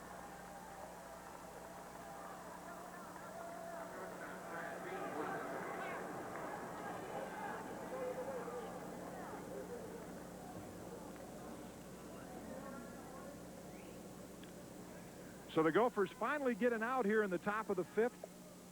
Simons advances to third. He's the tying run. And Brad Beanblossom with a chance to tie it up.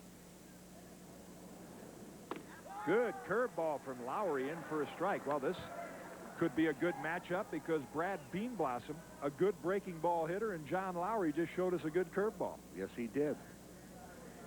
Now, only one time the last game Oklahoma State played did they hit the first pitch. And that was Beanblossom with a man on third. Now, here with a man on third, he took the breaking ball. Well, he takes the breaking ball for strike 1. There's your runner at third base, Mitch Simons. And if you went away for just a second, you missed a lot of action. The Gophers were cruising 6-0, and Oklahoma State started off this 5th inning with 6 consecutive base hits to bring it to 6-5. Nice block by Wilson. A ball and 2 strikes to Beanblossom.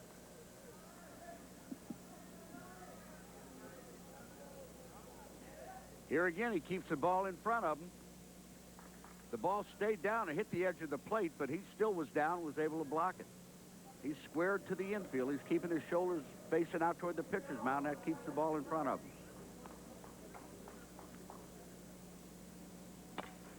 Chopped on the ground towards second. This will tie it. Robbie has but 1 play, and he just gets Beanblossom at first. He got down that line very, very fast. Hit the high chopper off the turf.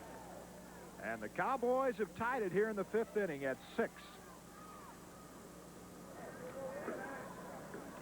Now, he gets out of that batter's box pretty quick. That's a tough call there. Bean Blossom made the call before umpire Charlie Larka had a chance to make it. Well, that's good hustle. There it is, 6-6, top of the 5th. And all 6 of those coming on 6 consecutive hits. Gary Ward still wants to have a word with first base umpire Charlie Larka. Does he have a monitor in his dugout?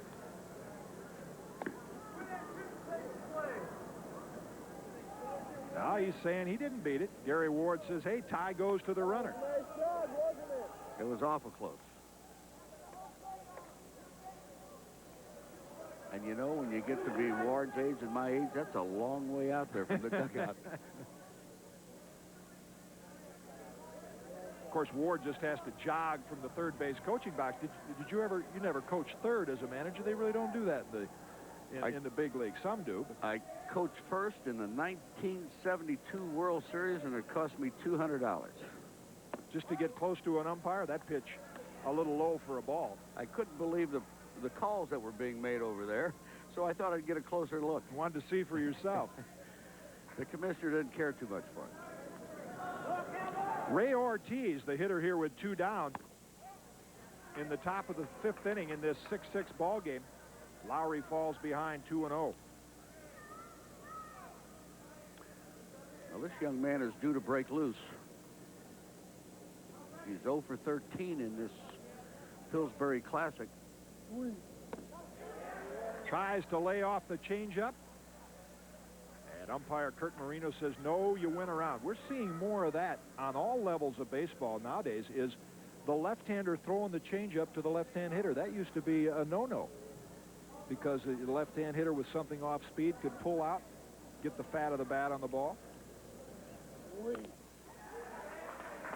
Fouls the breaking ball off to even the count 2-2.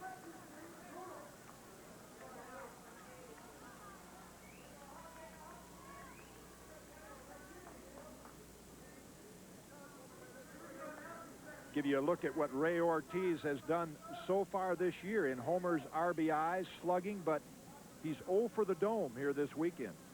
And he was hot coming in. Fouled out of play again. He's not alone. A lot of good hitters on both the college level and the major league level have come into here and had a little trouble picking up the ball. I know at the major league level, it's a decided advantage for the Minnesota Ball Club. Playing here with all the fans they have. They have it 3/4 filled at the minimum. And most of the time it's packed all the way. Great 10th man. Grounded toward Robbie. And the Gophers stop the bleeding here in the top of the 5th, but not before the Cowboys tie it up. They score 6 runs on 6 hits. Nobody left. Brand new ball game here at the Metrodome. Oklahoma State 6 and the Gophers 6. All-American Sports Bar and Grill, the Twin Cities' newest and most exciting place to be for good food and drink. Gophers, All-American Sports Bar and Grill, nightly promotions and giveaways. Happy hour Monday through Friday, 4:30 to 6:30. Fun for everyone at Gophers, including 20 challenging video games and 15 big-screen TV monitors. Gophers, All-American Sports Bar and Grill, right next to O'Toole's Pub to double your fun. On Excelsior Boulevard, 1 mile east of 100. Good softball teams depend on experienced players, and good players depend on experienced help in selecting their softball equipment. That's why they come to Lee's Top Line Athletics. With over 12 years' experience, Lee's has the expertise, the selection, and the prices you're looking for. Lee's is also the place to go for your company or team jacket. And don't forget, Lee's is the area's soccer headquarters for all levels of play. That's Lee's Top Line Athletics.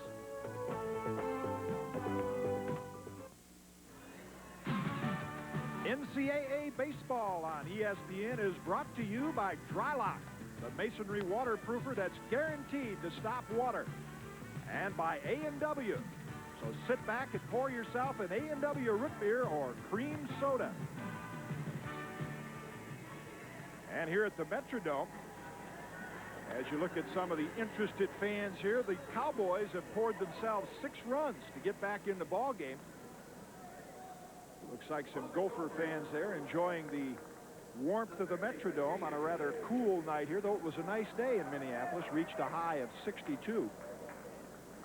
Also some Oklahoma State fans. Well, both starting pitchers will not figure in the decision. Kafuri still on for the Cowboys. Nagel was chased in the top of this inning. Lowry on for the Gophers. Check swing headed toward third. Carlson to Cervantes. And Anderson is out number 1 in the bottom of the 5th. Now, Dick, as we talked about that important inning for Nagel after the Gophers got a big lead, this is the inning that's key for Kafuri to shut down the Minnesota attack. Absolutely. And Nagel did get through that next inning, 1, 2, 3. However, the following inning, 6 straight base hits was his undoing. This is a big inning for Kafuri. Fastball in for strike 1. I mean, it's almost like magic what Gary Ward did. He reputation in college baseball for taking a lot of strikes, which he did through 4 innings, and just turned them loose in the 5th, and they tied it up. Breaking ball looped out into short right center field, and Munson has his 2nd hit of the game. So the Gophers back on the attack.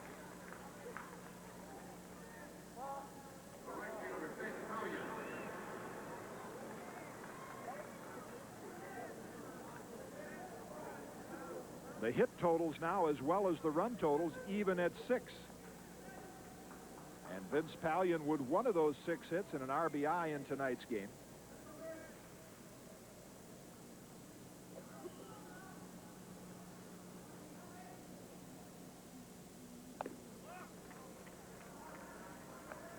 Breaking ball misses outside. Now, is this a situation we've really seen the Gophers build their lead with a hit and run? Now, just because it's tie, you don't want them to start playing conservative. They have to keep doing what they've been doing.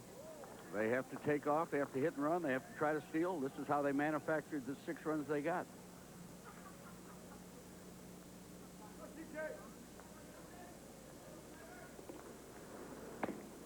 Bluff bunt, and then Pallion takes it. 2 balls, no strikes, and I would say there are certain counts that managers and coaches like to hit and run on, this being one of them. 2-0, pitcher's got to throw a strike. That's right. In fact, I think Simons is coming in right now to talk with Kafuri for 2 reasons. He's going to update him on the situation, and also give Tom Holliday a chance to get his bullpen going down the left field line. He has him up.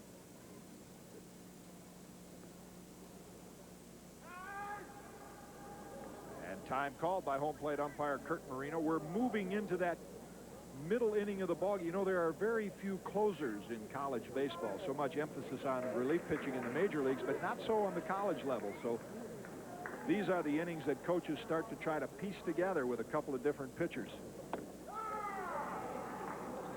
Gets the benefit of that high breaking ball right there to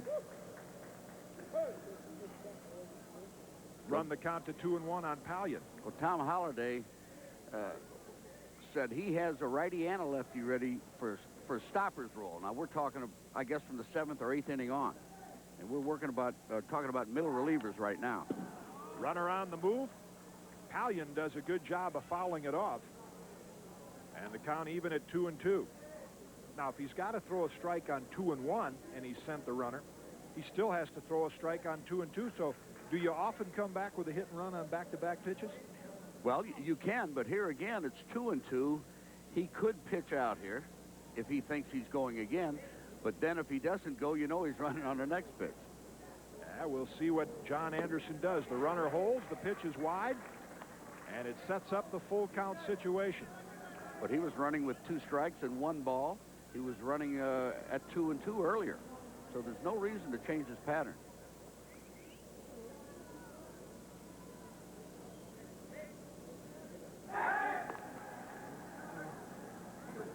Munson dives back quickly.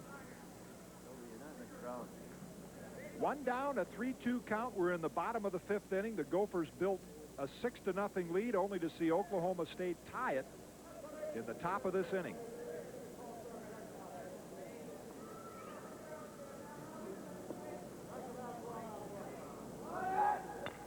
Runner on the move, ball grounded toward short. Bean Blossom with the flip throw, and now Munson will try to get to third, and he is out at third. A base running mistake on the part of Jeff Munson runs the Gophers out of this fifth inning. No runs, the Munson single. Nobody left. And so 5 complete here at the Metrodome. The totals are even. 6 runs, 6 hits each. The Oklahoma State Cowboys and the Minnesota Gophers. Stay with us. We'll be right back with more college baseball on ESPN after these messages. If water leaking through masonry walls is a problem in and around your home, here's a paint that's guaranteed to stop water completely. Dry Lock. Brush it on right from the can to inside and outside walls or wherever masonry and water meet. Dry Lock, the #1 rated waterproofer, absolutely stops water. You might even say that the water-stopping powers of Dry Lock are almost miraculous. Look for Dry Lock products wherever quality paints are sold. There's 2 ways to make the big leagues: talent or the A&W Opening Day Sweepstakes. You could win a trip for 4 to the All-Star Baseball game, an '89 Plymouth Voyager minivan, or 2,500 other prizes. For rules and entry forms, look for this A&W root beer and cream soda display. This season, I hope to set the record for stolen bases. Enter the A&W Opening Day Sweepstakes today. Picture this, a game with over 70 million prizes, enough for 1 out of 3 people to win. Introducing Scrabble at McDonald's. You can win hot chicken McNuggets, a cool $1 million. Or spell the right word and win a $1,000 shopping spree at Sears. How are you going to get all that stuff home? Oh, I see. Play Scrabble at McDonald's. In a word, you can win. We have the base runner leading off first on the play that ended the inning. He goes with the pitch.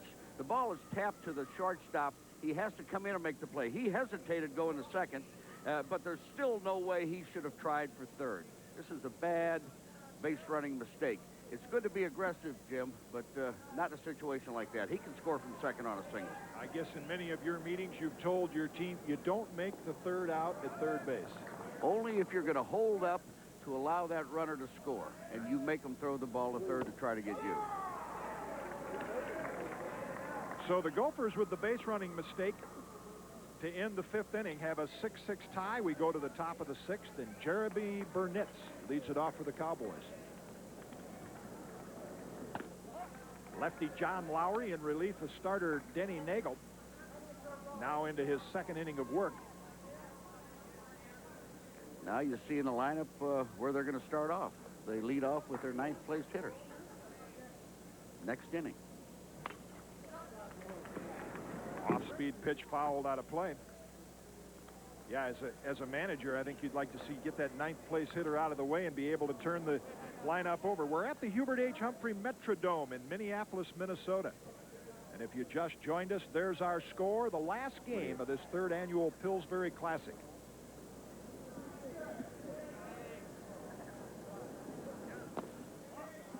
Good breaking ball Lowry's got.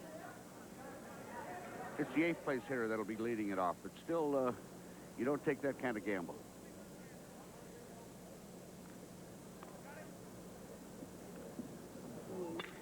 Grounded towards second. And right at Brian Robbie.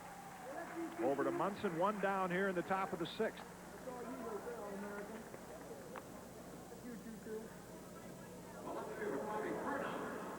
Well, this fellow's all that he's cracked up to be that he's been written about. Preseason, 2 publication All-America. I'm talking about Brian Robbie. He just makes all the plays. That was a routine play, hit at him, but hit hard, and he stayed right in front of the ball. He has great range. He's a good little ball player. Bobby Perna, Cowboy left fielder. High breaking ball there. Robbie set a school record last year, 59 consecutive games without an error. And I think only 2 errors in his last 300-plus chances. He's made 3 assists tonight. Well, he can pick it. Lowry falls behind Perna now, 2-0.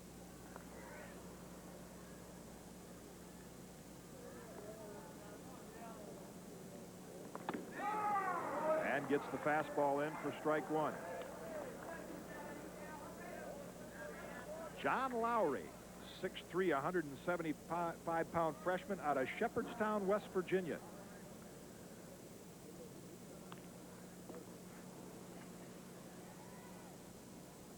Kind of looks like I think Mickey McDermott would have looked like when he was about 19 years old. I saw him when he was 19. Exactly. And he could throw it. High for a ball. Rushes it up there, but a little high. Mickey McDermott, a left-hand pitcher with many ball clubs. I guess we shouldn't specify one in particular. It was the Senators, the Red Sox, the Angels. Fouled out of play. They used him quite a bit as a pinch hitter, too. He wasn't a bad hitter. First story I heard about Mickey McDermott was in every town that the team played, you always had to wear coat and ties in those days, in the early days, and Mickey just left his dress shirt there and sent him to the laundry, so when he came back the next time around, he always had a clean shirt. That kind of sounds like Mickey, doesn't it? Yeah, that's Mickey. Good changeup by Lowry, and gets Perna. A strikeout victim for the second out here in the top of the 6th. He pulled a string on this real well, had him way out in front. An excellent change.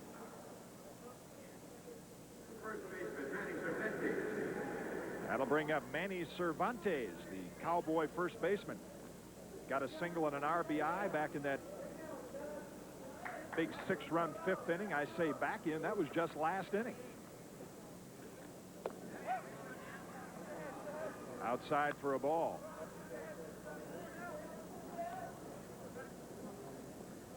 Dick, I always thought that outfielders could play more shallow in the opposite field. We see more outfielders with, say, a left-hand hitter right here. Are you conscious of that as a manager? Make sure your outfielders moved. Oftentimes you watch outfielders and they don't shift from hitter to hitter. On all the advanced scouting and the book on the hitters, you have a coach watching your outfielders, you have a coach watching your infielders, and moving them accordingly. Now, the left fielder's shaded in, but not as far in probably as he should be, mainly because of the AstroTurf. The ball gets by even with Cervantes, who is not known to run well. It could be trouble. Fouled out of play, a 1-1. They're playing him straight away with the left fielder in a little. Center fielder deep and the right fielder deep, but primarily he's an opposite field hitter.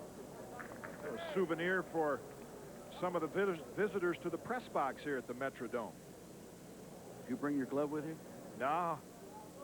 If they hit one up this high, you got it. No, you were a great fielder. You won the Golden Gloves. I'm next to you, but you fielded. Good fastball in the outside corner there from Lowry.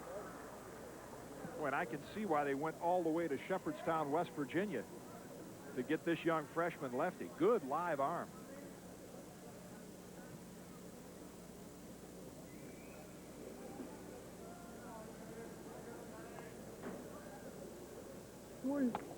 Just outside. 2 balls, 2 strikes, 2 outs. He has a lot of poise, Jim. Which is, I think, why John Anderson brought him into this kind of a ball game in the middle of it. Got co-captain Carl Johnson that he would bring in near the end of the game, primarily against right-hand hitters. This fouled out of play down the right field line. And then their stopper would be John Rogie. So the job that Lowry has right now is to try to get his ball club maybe through the 7th inning.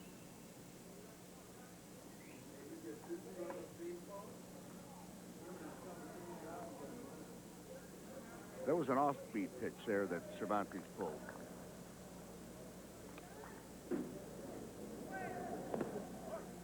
Misses with the curve, and the count is full, 3-2.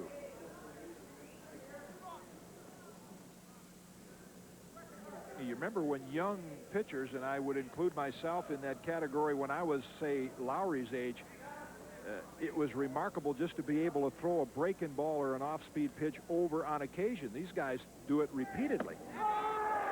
And then he came in with the Hummer.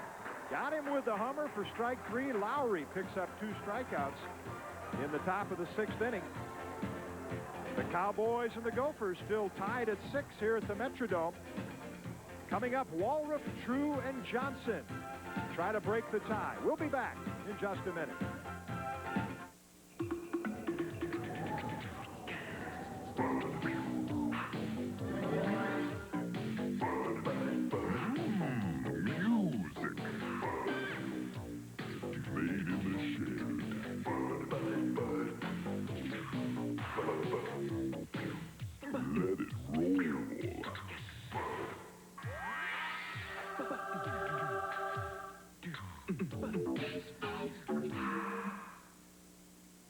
At Vic, we've been studying all the ways that you pull and stretch your face in search of a better shave. Now Vic presents our solution, introducing the new Vic Metal Shaver. The patented Vic Metal stretches and smooths your skin thanks to its unique metal guard bar, so the shaver glides closely and comfortably. Now, instead of stretching, start reaching for a new Vic Metal Shaver. It stretches your skin for a better shave, and that's no stretch. For a caulking material to stick tight, it has to stay flexible. And Dow Corning silicone sealant has twice the flex of conventional caulks. Dow Corning silicone. It stays put because it stays flexible. DAP Fast and Final Spackling applies fast and dries fast, so you can finish the job the same day you started it. DAP Fast and Final Spackling, for the jobs you only want to do once. Well, that's what's happened so far tonight here at the Metrodome. All Minnesota in the first 4. They built that 6-0 lead. Dan Wilson with a couple hits and 2 runs scored. And then the Cowboys with 6 straight hits in the top of the 5th inning to tie it. Back to live action. Go to the bottom of the 6th inning. Tom Kafuri on in relief of starter Randy Rivera. And he'll face designated hitter Joe Walruff.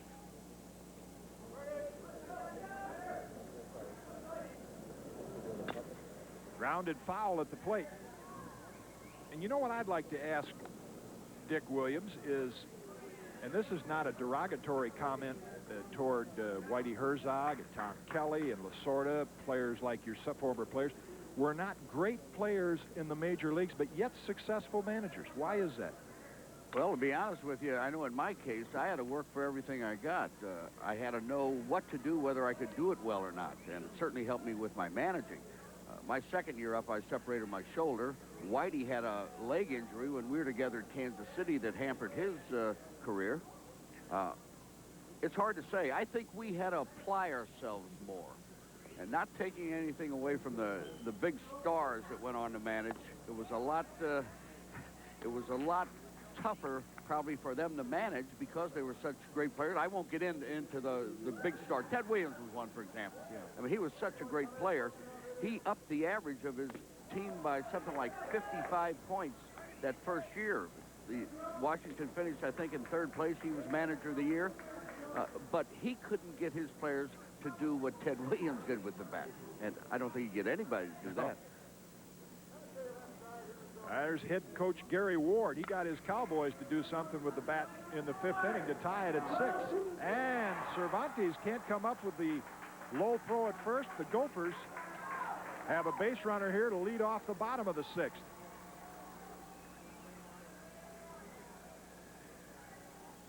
He had all the time in the world on this play, and he just short-armed it, threw it right in the dirt, and it was a tough hop for Cervantes to get.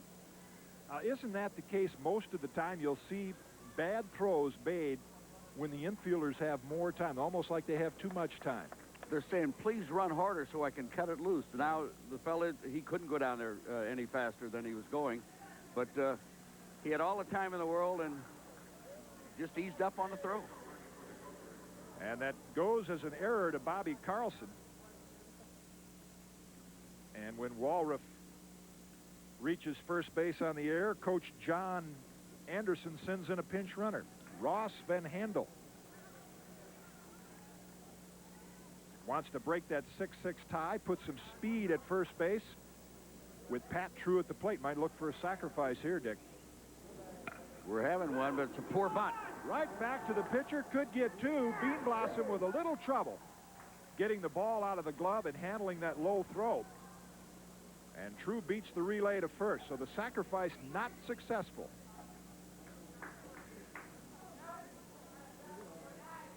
Sometimes you think this is a lost art because more than often you're not getting bunts down. This was a poor bunt right back to the mound. He was trying to bunt toward first, and he came up with a heck of a play. The ball was thrown in the dirt. He was lucky to get that ball. Yeah, now just as I mentioned the trouble infielders have, I can relate to that from a pitcher's standpoint because I made so many errors on throws by not getting the ball in the proper throwing position and giving that shortstop a nice chest-high throw where that double play would have been turned easily. He did everything proper on fielding the ball, took the crow hop. He just threw it low in the dirt. Shortstop made a great play on it.